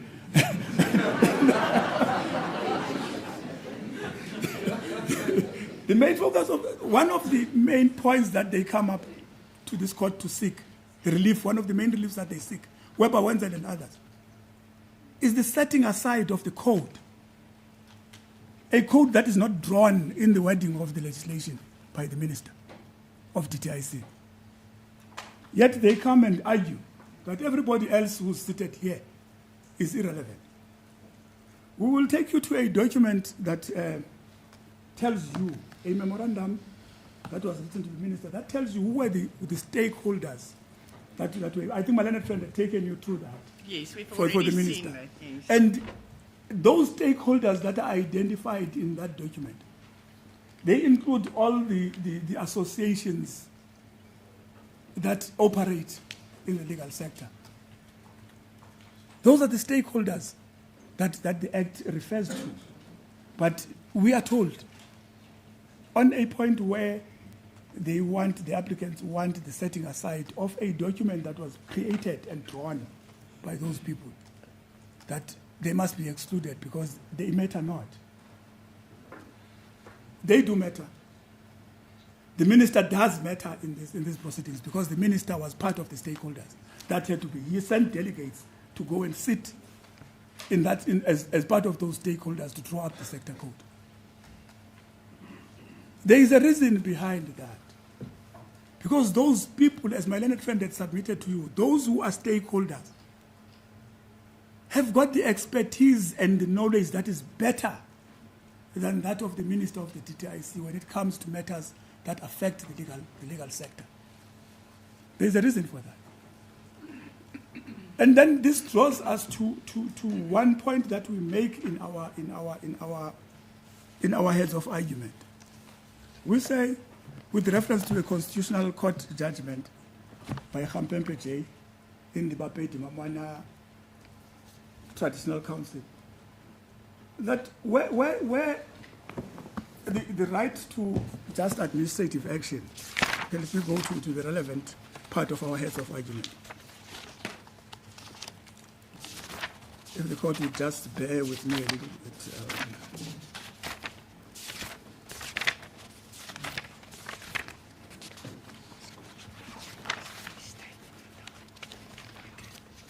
We say the right to just administrative action under PAJA and Section 33 of the Constitution does not say to this court, you must substitute your own decision. It says at page 25 of our heads, it's 19-302 on case line. Thank you. Paragraph 65. We refer there to a judgment of B-BBEE, Marota, Mamone versus the Commission on Traditional Leadership Disputes and Claims, where the Constitutional Court, with reference to the standard of review by Khampempe J, says amongst other things, our right to just administrative action and PAJA, the legislation enacted to give effect to that right, require rigorous scrutiny of administrative decisions. Importantly, she says, but neither ask courts to substitute their opinions for those of administrative bodies. It is not required that a decision of an administrative body be perfect or, in the court's estimation, be the best decision on the facts. And this is particularly so for rationality review under PAJA. And then they go on and quote Hoekstra. And then she goes on and says a level of deference is necessary. And this is especially the case where matters fall within the special expertise of a particular decision-making body. we'll end there for the moment and say, the legislation deliberately says stakeholders in the legal sector, or in whatever sector for that matter, finance sector, accounting sector, go and draw up a code of your own. Because you better understand the intricacies and what is required to be there in that code. You better understand it than the minister who's responsible for this act. You better understand it than any other person who's an outsider in the sector. Go and draw that code and bring it to the minister for the minister to publish it in the Gazette. That's the role of the minister. So the point we're making is this. Even if you are asked to test the rationality of the legal sector code under PAJA, Section 33 of the Constitution, you still have to exercise a measure of deference and recognize the fact that, and recognize the fact that the stakeholders that drew the code know better than me. I'm not going to refer to somebody else. They know better than me. So I'm not I must give deference to what they have done. So that's why it becomes important. But then going with the scheme of the act, we're still on the interpretation of the act. So what the minister published, it wasn't guidelines this time round. It was a code of good practice. What he published now is a code that was drawn up by the sector. So 9.1e, the guidelines to stakeholders, that is not, well... This is what they call the generic code. This is what they call, they argue is binding on the stakeholders when they but this time prepare around, their code. it is in terms of Section 9.1, Code of Good Practice. Yeah. Thank you. So if we go down with the scheme of section 9, after the code has been drawn up, then it gets to be presented to the Minister of the DTIC in terms of Section 9.5. It says the Minister must, before issuing, replacing or amending a code of good practice in terms of subsection 1, publish the draft code of good practice or amendment in the Gazette for public comment. This is what the Minister has taken you through and shown you that he complied with in September 2024. It says, paragraph B, grant interested persons. This was complied with prior to the publishing of the code, because the code was first published to get, as I understand it, it was first published to get public comment within 60 days. Yes. And this code was published as a final code. Yes. So the publishing of the code occurs under Section 9.5. Yes. Of the draft code. Of the Act. No, So the gazetting of the code also arises. That's where the power to gazette the code is. Section 9.5 says the Minister must, before issuing, publish a draft code. So this code, and I might be wrong, if I understand the wording, if I look at the words, yes, then Section 9.5 pertains to the draft code and not the final code. Yes, I accept. Thank you. So I'm going to deal now with the provisions of Section 10. Let's leave for a moment. Let's go to the provisions. Council, it will be helpful if you can maybe just give us your sense or your opinion on Section 9.2, because there was quite a lot of this. There must be a strategy, and must or mustn't be. What is your view on that? Yes, that's so important. I nearly missed that. It says a strategy issued by the minister in terms of Section 11 must be taken into account in preparing any code of good practice. The argument we make in this regard, firstly, is this. That provision, in its own terms, does not say a code of good practice or a sector code cannot be published if there's no strategy. It doesn't say that. You can read those terms it doesn't say that. All that it requires that Taken must be into done. account. What it says must be done is to take it into account. You must take it into account. But it doesn't say you shall not publish a code without there having been a strategy published by the minister. If the legislature had intended that, it would have specifically stated so. Because it is important for the purposes of the validity of a code. They would not have left it open like that and not legislate on that issue. So importantly, we must give meaning to what the legislature said and what the legislature intended. All that they intended is that the minister must take into account a strategy issued in terms of Section 11. When So the must is not peremptory. It is if the minister feels like it. That's the submission we're going to make to your ladyship. Thank you. That the must that is used in that section is not peremptory. Because not every statute that contains the word must or a provision that contains the word must necessarily leads to an invalidity if you have not complied with. You've got to look at the statute as a whole, interpret it purposefully, get to understand whether the legislature had intended to visit that with a nullity or an invalidity if it is not complied with. I'm just looking at my notes. Words of the legislature might just be unfortunate. I'll give you a authorities on that, my lady. But it's just that I just have to look at my notes. I know I had written them somewhere in. Yes. The first authority for that is a decision of the Supreme Court of Appeal. In Nkisimane and others, it's NKI SIMANE versus Santam Insurance Company Ltd. It's a 1978, Volume 2 SA, 430 in brackets A at 430 in brackets A at 435B. The second one, where this principle was also considered, is the Premier Western Cape and others versus Overbeck District Municipality.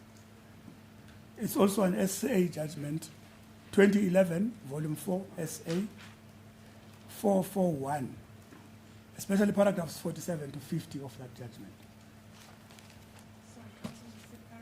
Paragraph 47 to 50 of that judgment. The SA discusses there, and the SA comes to a conclusion that not every provision that has the word must necessarily is peremptory to the extent that it's just unfortunate. Its non-compliance leads to an invalidity. But in any event, for whatever reason, use that word. Yeah. To give context, as far as I could remember, the Western Cape judgment, it involved a municipality that did not submit its budget on time when the legislation says it must submit it within this period. And the SA said, no, it doesn't mean that everything is gone. They can't. The use of the word must there on the interpretation of the legislation cannot mean that they are precluded from submitting a budget 7 days after or 7 months after the period has expired. So we should not be married to the use of the word must and simply jump to a conclusion that it is peremptory such that non-compliance with it is essentially or is necessarily an invalidity. Invalidation. An invalidation must lead to an invalidation of the act. So That's our submission on Section 9.2. Above all, we also want to make a submission to this court that says, to the extent that there is argument that says the strategy in terms of Section 11 was not there and had not been adopted at the time the legal sector code was published by the minister or gazetted by the minister. What we then need to do as this court in interpreting that legislation, we must take that provision of the Act, we must take into account this. The principle that says the law does not require one to perform the impossible. The law does not require one to do the impossible. If we accept as a common cause that the strategy is not there, taking into account the strategy as required by the section is an impossibility if the strategy but does it then lead to an invalidity? If this is what the Act, and I hear you on the must, because Section 11 also have a must, but if that is what the Act provides, or what the Act wants you to do, shouldn't the decision maker then explain and say, the strategy was not taken into account in terms of Section 9.2 because, or is it not necessary? No. You would have noted that what the minister says is that there was a strategy, albeit that the strategy was before the B-BBEE Act was enacted. That's what he says. It was there in the website. And that was because from the record, we cannot see all of these steering committees that anyone refers to this strategy. That's just why I'm a bit confused. So was it taken into account? And my understanding is that he does state that it was taken into account. But the question is then, if, as I indicate, the strategy, we come to a conclusion, or this court comes to a conclusion, that says there was no strategy under the B-BBEE Act that had been adopted in terms of Section 11, such that then that provision becomes impossible to comply with. The submission we make is this. On your interpretation of that section, you must take into account that, one, the absence of the strategy does not invalidate a code on the wording of the legislation. Yes. Two, a principle that says the law does not require the impossible. The law recognizes that if it is impossible for you to perform or to do a particular act, you should be excused from doing such. And then one should just explain it. The problem is we are not a legislator, and you know that very well. The court can only apply the law. We are not allowed. I'm inviting you in the interpretation and application of that section to take into account these principles that I'm giving and these considerations in interpreting and applying that section. Take into account this. In the event you arrive at a conclusion that says what the minister says he had considered, which was adopted before the B-BBEE Act, in the event you find that that was irrelevant or it was of no consequence because it is not a strategy adopted under Section 11 of and the Act. It is in the papers, and I will find it, Yes. that the strategy was considered. Yes. I think it, Could you maybe just direct my attention to that, because we've now gone through all these committees and what was done. I did not see the word strategy. I'm not going to be able to point to a particular paragraph, but what I understand, the argument that was advanced on behalf of the minister, I may quote it wrongly. I don't want to commit that I'm accurate in my recollection of what the argument was. It was that there was a strategy that was there prior to the enactment of the B-BBEE Act, and that strategy was a public document that was on the website. I don't want to commit and say he does say that he took that into account. No, I appreciate it. I don't want to commit myself to that because that's not, I can't be able to point you to that. But what I do want to make a point on is, if a conclusion, as I say, is reached that there was no strategy under Section 11 of the B-BBEE Act that had been adopted, therefore, it must follow that it was impossible for the minister to take into account. Because remember, all that is required. I'm just concerned that this Act, Section 11, tells the minister to issue this. So the impossibility is created by the minister. That surely cannot be good enough to say, I have, in terms of an act, I must do something, but I'm not going to do it, and then I'm going to say, there's an impossibility. I don't think that is correct. It's actually a huge jump to arrive at a conclusion that says the impossibility is created by the minister, with respect, because we don't have a case that says this is the reason why the strategy was not there.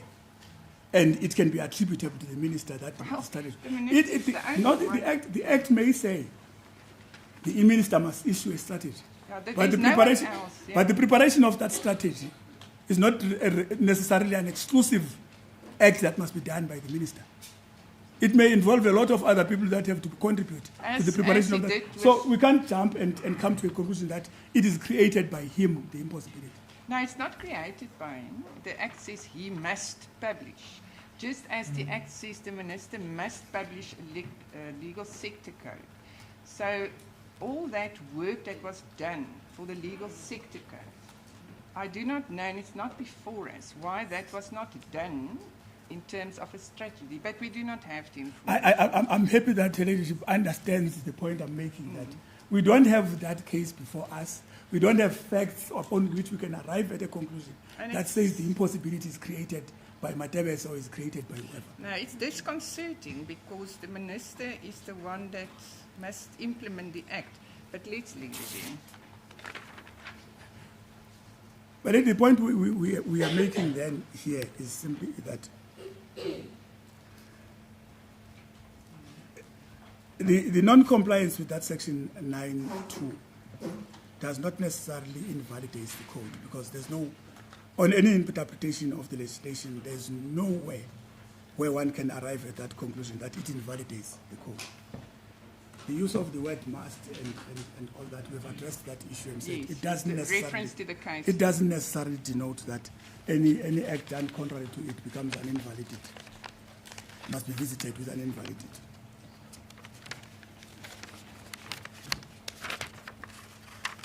So, my lady, her ladyship has already taken me to Section 11, to provisions of Section 11. I don't think there's anything more that I would want to say on the provisions of Section 11.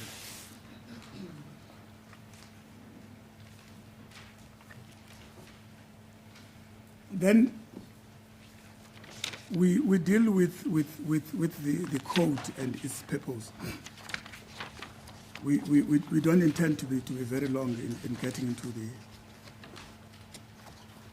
It's quite a hefty document. But before we go there, I think it's important that I refer you to what we capture in page 021303, which is the rationale for the legal sector code and all that. We simply refer you to that so that you take note of the rationale for the code that we have outlined. My learned friend for the minister has taken you through the process of the LSC to the extent that it relates to his role, or the minister of Trade and Industry's role in the. It actually gets to the Minister of Trade and Industry right at the end. Well, not right. Yes, when he must, the first publication, a draft publication, and then there's commence. So the minister is involved, but the work is being done by someone else. My lady, then the code, you will find it at 021372 of case lines. Thank you. In its own terms, it gives a background that speaks to what we had given to this court as a context for why it is important to have the code. In clause 2, it refers to a vision of the code. And it says in express terms, the aim of and objective of the LSC is to transform the legal sector in order to give effect to the objectives of the Constitution of promoting effective and sustainable economic participation of black people in the general economy of the Republic of South Africa, and in particular, the legal profession. It restricts us and says, look no wider than the legal profession for my application and for my vision as the legal sector code. Then it takes away the arguments about the non-inclusion of non-lawyers. Non-lawyers. Because members of the legal profession, by definition, in the LPA, they'll only be lawyers, in particular advocates, attorneys, and to some extent candidate attorneys. But importantly, the LPA would be talking. It's very dangerous. Candidate. But I don't remember it referring to candidate attorneys specifically as members of the legal profession. But we do know that they are part of the legal profession. But what you do not find in any definition anywhere of a legal professional is a person who's an accountant. You don't find that in any definition of a legal profession. So if we're talking about the legal profession, we must then keep in mind what the vision of the LSC is. Because if I understand your submission correctly, if one include all these other support systems, then one is not transforming the legal profession. It defeats the object of the transformation of the legal profession.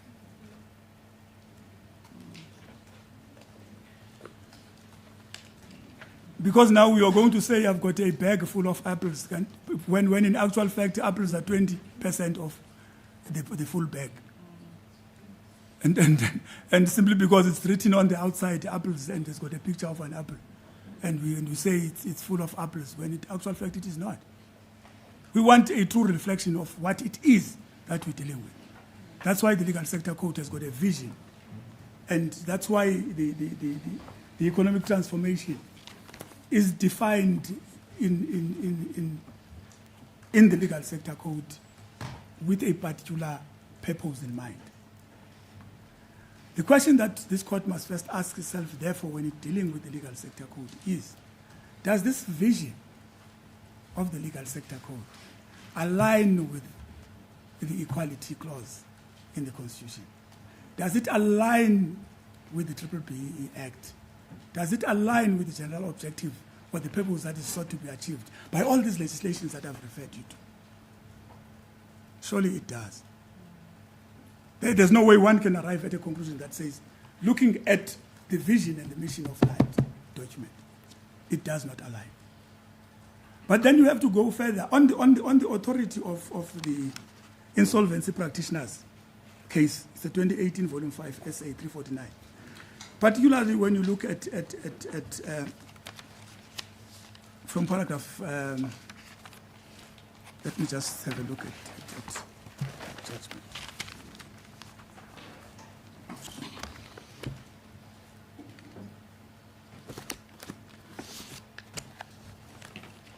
Where it deals with the issue of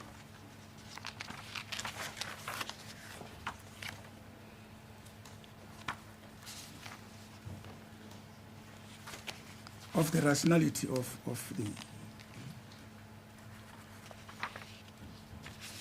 the paragraph 35, when it deals with legality. At paragraph 35, starting from, in fact, it starts from paragraph 33, when the Jafta J deals with legality of the policy that was being impugned. He says, in the second concurring judgment of the Supreme Court of Appeal, the Supreme Court of Appeal held that the impugned policy was in breach of the principle of legality because it omitted to direct the master to promote the interests of creditors when appointing provisional trustees. It was stated that this duty flows from the fact that the overarching purpose of the Insolvency Act is to protect and advance the interests of creditors. Whilst accepting that the minister formulated and designed the policy to achieve transformation, which is one of the objects of Section 158(2), the Supreme Court of Appeal held that the minister acted in violation of the principle of legality by not adopting a policy that is consistent with the overall purpose of the Insolvency Act. Then he goes on with the supporting statement at paragraph 34. The court will read for itself that part. But important in paragraph 35, he says, I disagree for two reasons.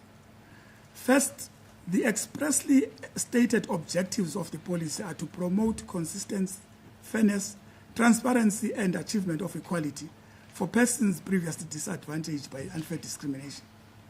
The attainment of some of these objectives, especially fairness, would advance the interests of creditors. What is important about this statement is you've got to look to the policy itself and test it with whether it achieves the objectives that it says it achieves.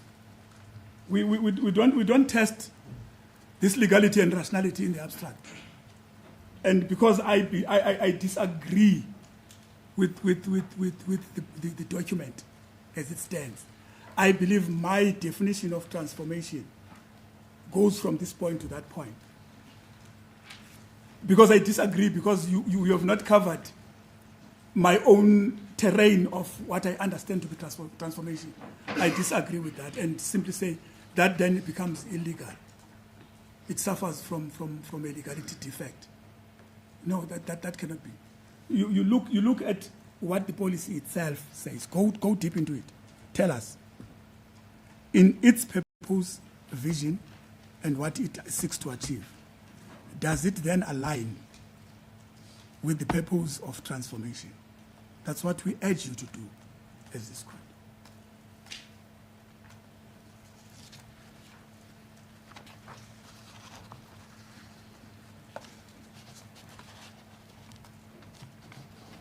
And he says in paragraph 36, second, when the master appoints provisional trustees under Section 18 of the Insolvency Act, the objective is to protect the interests of creditors. Once again, it goes deep into the document, the policy itself, to assess the policy, whether it aligns with that. We urge you to take a look at the legal sector code with the background that we have given you, to assess whether the legal sector code aligns with what needs to be achieved. You are told about higher percentages that are prescribed. But if you look at it in the context of the fact that we have been waiting as the people of South Africa for a transformed Norton Rose, for a transformed Weber Wednesday, for a period of more than 30 years. They've not done anything. They can only account for 7%. So, and the generic codes that we said, probably they are going to help you, Norton Rose and Weber Wednesday, to transform yourselves. Here are the generic codes, transform yourselves under them. Still, they yield the same result that we had in 1996. Just to mention, the insolvency practice code, as far as I can recall, was struck down. Yes, because not because of the irrationality related to the purpose of the document. Yeah, because of the deficiencies in the code. Exactly. No, I accept that. But in having said that, I directed you to the judgment to pick up how you need to deal with Yes. the assessment of the legality and the rationality point. Mr. Matibesi, I do not know whether you are still. What is the status of statement 003? Okay. Must it be complied with, or what is your sense? There is, firstly, the starting point is that every document that arises from a statute must have some force, Yes. because it is a document that must be obeyed. But the question is whether then the non-compliance with that document Leads to invalidity. must necessarily lead to a declaration of invalidity of whatever act that you have done. That's we must accept, because we are issuing these documents so that people can obey them. These people can comply with them. Otherwise, it wouldn't make sense for us to be given this power if we are going to issue them and we say to people, disobey them for only one. Yeah, but that is, what would the consequence then be of not following But a guideline that has been, the minister has published? But let's go back to understand what is a guideline. There's a difference between a guideline and a rule. The effect of those are different. A guideline is just a document that guides you to perform a particular act. It is not as obligatory as a rule. And it comply. does not matter whether it utilizes derogatory language. Is it derogatory? It takes us back to the same interpretation. Peremptory. Yeah, it takes us to the same interpretation exercise where I referred you to the Premier Eastern Cape. Yes. Because you need to look at what is the nature of this document, what is the purpose of this document. It is just a guiding document. So the use of a must or must lead to an invalidity, taking into account the purposive interpretation of the document. It should not. That's the submission we make. It may be that we've made deviations where it said you must make deviations when you comply with A, B, C, and D, or D. But does that necessarily lead to an invalidity? We submit no. Because you need to take it within the context of it being a guideline. May I just ask this? If it is only a guideline, why must deviations then comply with certain requirements, or why must that then be motivated? It's because, to some extent, there must be consistency and a way of measuring the rationality of those deviations. That's why you would be told that you will deviate under these circumstances, because there must be consistency in the application of the guideline and in assessing compliance with it, and deviations, whether those deviations are justifiable in the circumstances where the deviations have been made. But it should not necessarily lead to a conclusion that says, because we have prescribed that there must be a deviation that is justified in a particular way, then it means that it is peremptory. Invalidity must follow if there's no compliance. That then would be getting out of what the Act envisaged when it categorized it as a guideline. Because the legislature could have chosen to say you must prescribe rules, but deliberately so it chose to say guidelines. So we must give effect to what the legislature had And intended. those guidelines are only there to achieve the purpose of the Act. Yes.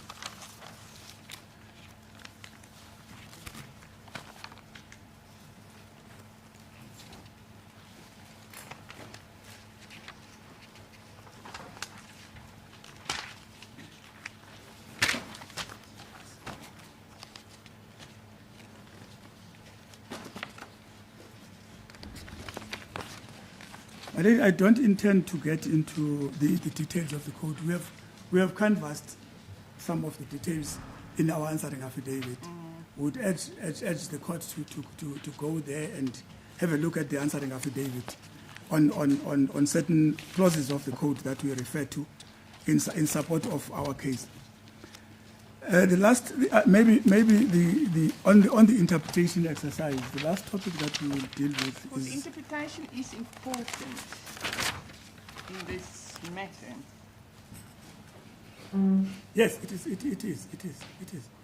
Because if we are to achieve a just decision in the exercise of determining rationality, we must then engage in that process of interpretation. Otherwise, we are not going to be able to know the purpose of any clause and the purpose of any piece of legislation or secondary legislation if we are not going to engage in that exercise.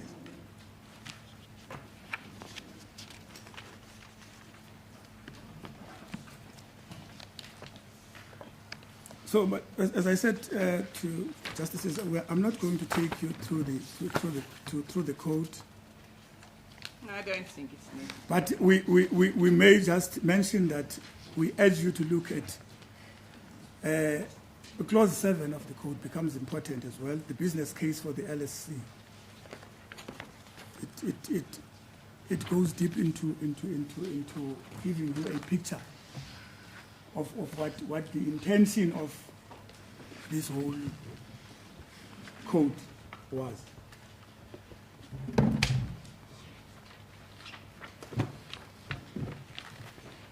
Business case. So we've made our point in relation to the generic codes, that is statement 003, the binding effect of that statement 003. The submission we make in that regard is that statement 003 is by no means a peremptory provision that such that it declares invalid everything that done. Should have been called guideline. It's a guideline. That's why we draw the difference. We may just mention that one important aspect on this rationality principle that we need to deal with. That new Africa duty-free judgment, paragraph 113 to 114. The court, if the court were to, at its own time, have a look at what Matopo J says in relation to the rationality test, in particular 114, where he says, in this case, the question to be asked is merely whether there is a rational connection between the quota system, including the process followed in adopting the system, and a legitimate purpose. The aim of the rationality test is not to determine whether some means will achieve the purpose better. It is limited to an assessment of whether the selected one could also rationally achieve the same end. Courts may, therefore, not interfere with the means selected simply because they do not like them or because there are better means that could have been selected. Rationality concerns the relationship between the exercise of a power and the purpose for which the power was granted, and requires no more than that decisions must be rationally related to the purpose for which the power was given. Put differently, there must be a rational connection between the means chosen by the decision maker and the end sought to be achieved. This includes the adoption of a rational procedure. And he says rationality is not about justification, nor is it about the cogency of reasons furnished for a particular decision. It concerns the question whether there exists a rational connection between the exercise of power and the purpose sought to be achieved through the exercise of that power. Well, that's interesting, this last sentence. So there need not be cogent reasons. It's not as long as concerned. there's a connection. Yeah, it says that it's not concerned about that at all when you talk rationality. Should not be concerned about whether these reasons that are given are cogent or what. You simply have to look at whether it will achieve the purpose that we want to achieve. And we make a point in our papers that in any event, even if you were to find that there are minor defects in the code, because no document, no legislative instrument has ever been perfect, especially a legislative instrument that looks in the future. Because remember, when we enact legislations, we enact legislations with the hope that in the future they are going to achieve good results. You must keep that in mind when you are considering the rational connection between the means and the ends. Take into account the fact that this is created now, but it is created for a future. So you can't achieve perfection in that instance, because perfection only arises where you've got the benefit of hindsight. Then you can be perfect. But if you are creating a document now that is going to be there for the next 10 years, you must give allowance for the fact that that document may never be perfect. That's why the Act itself gives the minister and the stakeholders a right to amend as they go with the code, because it might not necessarily address Or achieve it the way that everybody would want it to achieve. But just look at whether it is directed at the purpose. And it has got the potential to achieve that. Not it perfectly achieves that, because you can't be able to predict the future.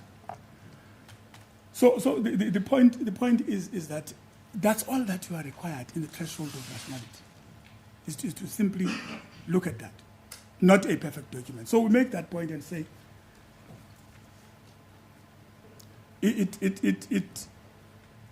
it's got a potential of not being so perfect, but realizing that it is a document that looks into the future, then we must leave room that it may not be perfect, and there are means that are made or that are designed for purposes of dealing with that imperfection in it, if it comes out to be imperfect. So this is definitely not a partial review. It is a legality review. They argue both, but we do submit that it is not. If one looks at their case, it is not a partial review. It is a legality review, and it is a rationality issue, and whether then they go to partial, but the test is not going to be that different. Well, the test because that's partial is wider. Yes, If I understand it correctly. Legality, the court is there's a limit. The test is stricter. It may be, but bear in mind what Khampempe J said in Bapedi Mamane, that we have referred you to say you don't seek to find a perfect administrative action, even under Paja Section 33. You don't seek to find that. Whether there's a better way of doing it, you gotta defer and say that's the person that was given the power to do that. He has adopted a document that looks in the future. It serves the purpose because there's a connection between what he wants to achieve and what he has designed. So that's all that we need to look at.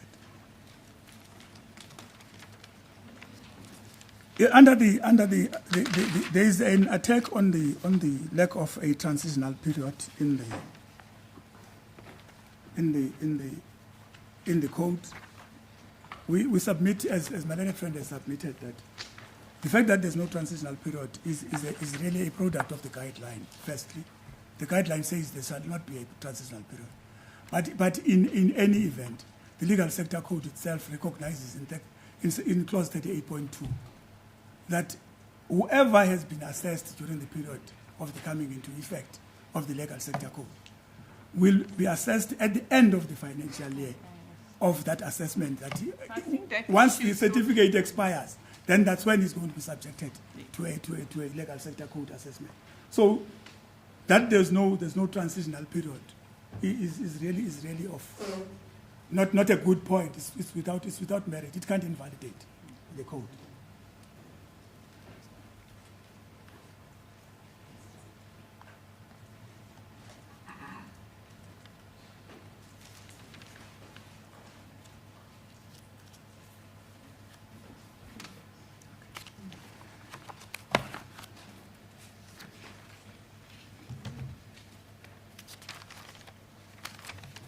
So the next point we make is in relation to section 9.2 argument that they advance. The Van Heerden argument. Haven't we dealt with that? Is that we 9.2? 9.2 of the Constitution. Of the Constitution. Yes. The Van Heerden argument. They say to the extent that the code is meant to be a restitutional measure, it does not comply with what is required by Section 9.2. We submit that all that Van Heerden requires for a restitutional measure to pass constitutional muster,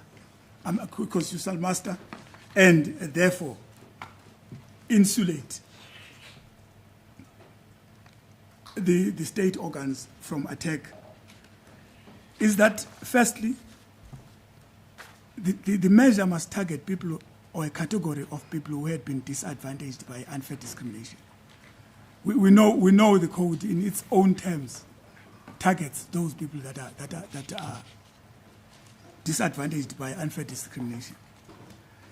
The second is whether the measure is designed to protect and advance such people. We know it is designed to advance such people.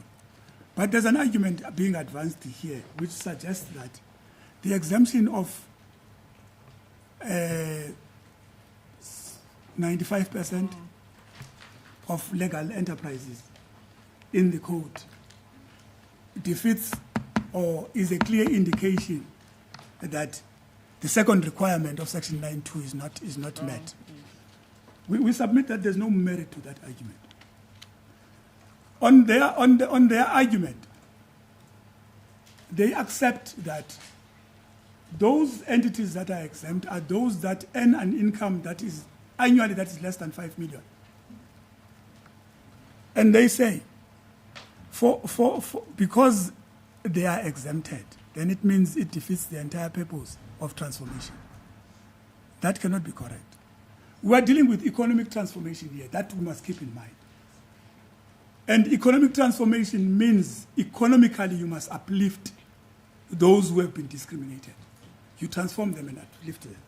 If you are going to put measures that suggest or prescribe that people who earn an income of less than 5 million must have 50% of directors within a period of 2 years, those 50% of directors in them must come and share that 5 million. They must be white, black, Indian, coloreds. They are coming to share the 5 million, which is the threshold for that amount. Where's economic transformation there? Instead, you are saying to them, go and club together and suffer. That's all that you are saying. So it can't be a good argument at all. It just can't be a good argument. That's why we're saying that transformation is not necessarily about numbers, the economic transformation. It's a composition of a lot of things that needs people to understand the dynamics that inform. Not only percentages. Yes, it needs someone to be wider than a narrow approach of saying we are here dealing with 2 blacks, 1 white. That's not what we're dealing with in transformation. Especially when we now come to a point where we're talking economic transformation. Because economic transformation means that those people who are being transformed must be able to get out of that door with at least something that they can show as a benefit out of the transformation, economically. Now you say they must come in and share a 5 million rand, and you expose them to the ratings and the tests under the code. That if you do not have a black person as a white person who's earning less than 5 million rand, then it means you are not transformed. Yes, it may very well be that, but does it achieve the objects of the economic transformation to say he must go and get three blacks to come and share the 5 million? Doesn't make sense. So we submit that's why we need to look at. The exemption is exactly because of that. There's a rational connection between that exemption and the purpose of the Act and the Constitution. And you don't need to get that from the minister. You don't need to get that from the stakeholders. You need to look at the code itself and interpret it as a whole to say, does it then, in these exemptions that it talks about, reflect a picture that seeks to achieve the economic transformation? That's all that we need to look at. And we submit that there's no merit to the point that it doesn't pass Section 9.2 requirements. The third requirement is that the measure must promote the achievement of equality. We submit that the code ticks this box as well. It may very well be that it will take longer, it will take shorter to achieve equality. We don't know because it's looking at the future. But let's give it a chance. Because rationality says that we must give it a chance. We can't test it on an armchair basis and say, okay, because I don't like it, it's not going to achieve that purpose. Give it a chance and let it show itself if it is going to achieve that purpose. But what you need only to... I'm quite sure the midwife will be very glad. She grows up well. What only you need is to look into whether it promotes the achievement of equality, which we submit it does. So once more, the Section 9.2 test, the code passes the Section 9.2 test. So, Justices, I don't intend to deal in detail with the grounds of review that have been raised by the applicants. I think I've touched on those that are impacted by the submissions that we are making, and I'll defer to what my learned friend has said in respect of the other grounds that he has canvassed. And obviously, I am alive to the fact that our other colleagues are also going to come in and address certain other issues. Yes. But what I need to emphasize is this. We can't ignore the submissions that are made by the other stakeholders, simply because we are of the view that the decision that is being impugned is that of the minister. Now, I hear you. Because we are concerned here more about rationality and legality. So it's important that those who are tasked to do the job, to the extent that they have had an impact and a contribution to it, they must come and tell this court why they arrived at certain decisions, why they arrived at certain clauses of the code. It becomes very important, because what you seek to achieve is a determination of whether, on its true intent and meaning, the code is invalid. That's what you seek to achieve. You're not seeking to validate the reasons of the minister, neither are you seeking to validate the reasons of the LPC or the Minister of Justice. You're looking at the code that was designed or drafted by a particular group of people. Then that code is the one that you are asked to test whether it passes constitutional muster and it is valid. So for that purpose, every contextual information that you need to get is important for your determination of that issue. I'm not going to be a champion for the underdogs, but I'm just mentioning that to say, to the extent that there may be an argument that says there must be excluded, I would not align myself with that kind of argument. There's issues that relate to solidarity. The minister also has opposed the application by Solidarity. I know they have not advanced any further arguments than those that have been advanced primarily by the other applicants. But importantly, we don't abandon any point that we have raised in our heads of argument and in our answering affidavit. So that will include the non-joinder point? Yes, including the local standing. Yes. It's not the non-joinder, including the local standing. Because we believe they were told in the AfriForum and the University of Free State matter how they like to interfere in matters that do not need them. For as long as they are going towards transformation, they want to interfere in those matters. So they were told in no uncertain terms that you gotta tell us what gives you local standing to come to this. They raised the same I think argument. that was canvassed. Yes, they seek to raise the same argument and say our members, and you must point out who are these members. That's what the Constitutional Court said.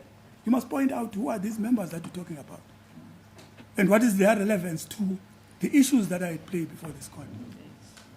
So that's what they were told in the AfriForum versus University of Free State matter. They come again and do the same thing simply because they believe in transformation, but that's the reason why they are coming and interfering in this matter.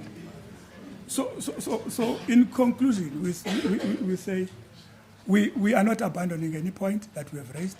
All the points remain live for determination by this court. We are not going to go through them again. Yes. We conclude and say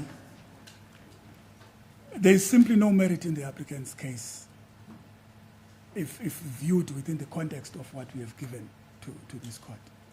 And importantly, this court is not going to have superior wisdom than that which the stakeholders that drafted the code and the minister that gazetted the code in exercising its powers. It is not a case of them having been correct or incorrect in what they have done. This is a review and not an appeal.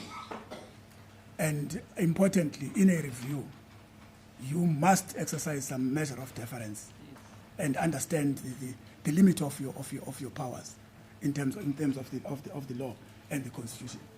So to that extent, we submit that this application deserves to be dismissed. No costs. We don't argue for costs, but we leave it in your hands. those are our submissions, and I see. Now that was perfect. It's 5-4. Thank you, Mr. Matabesi. So maybe my junior reminds me of something that there's an issue of remedy but we have addressed it in our heads of argument.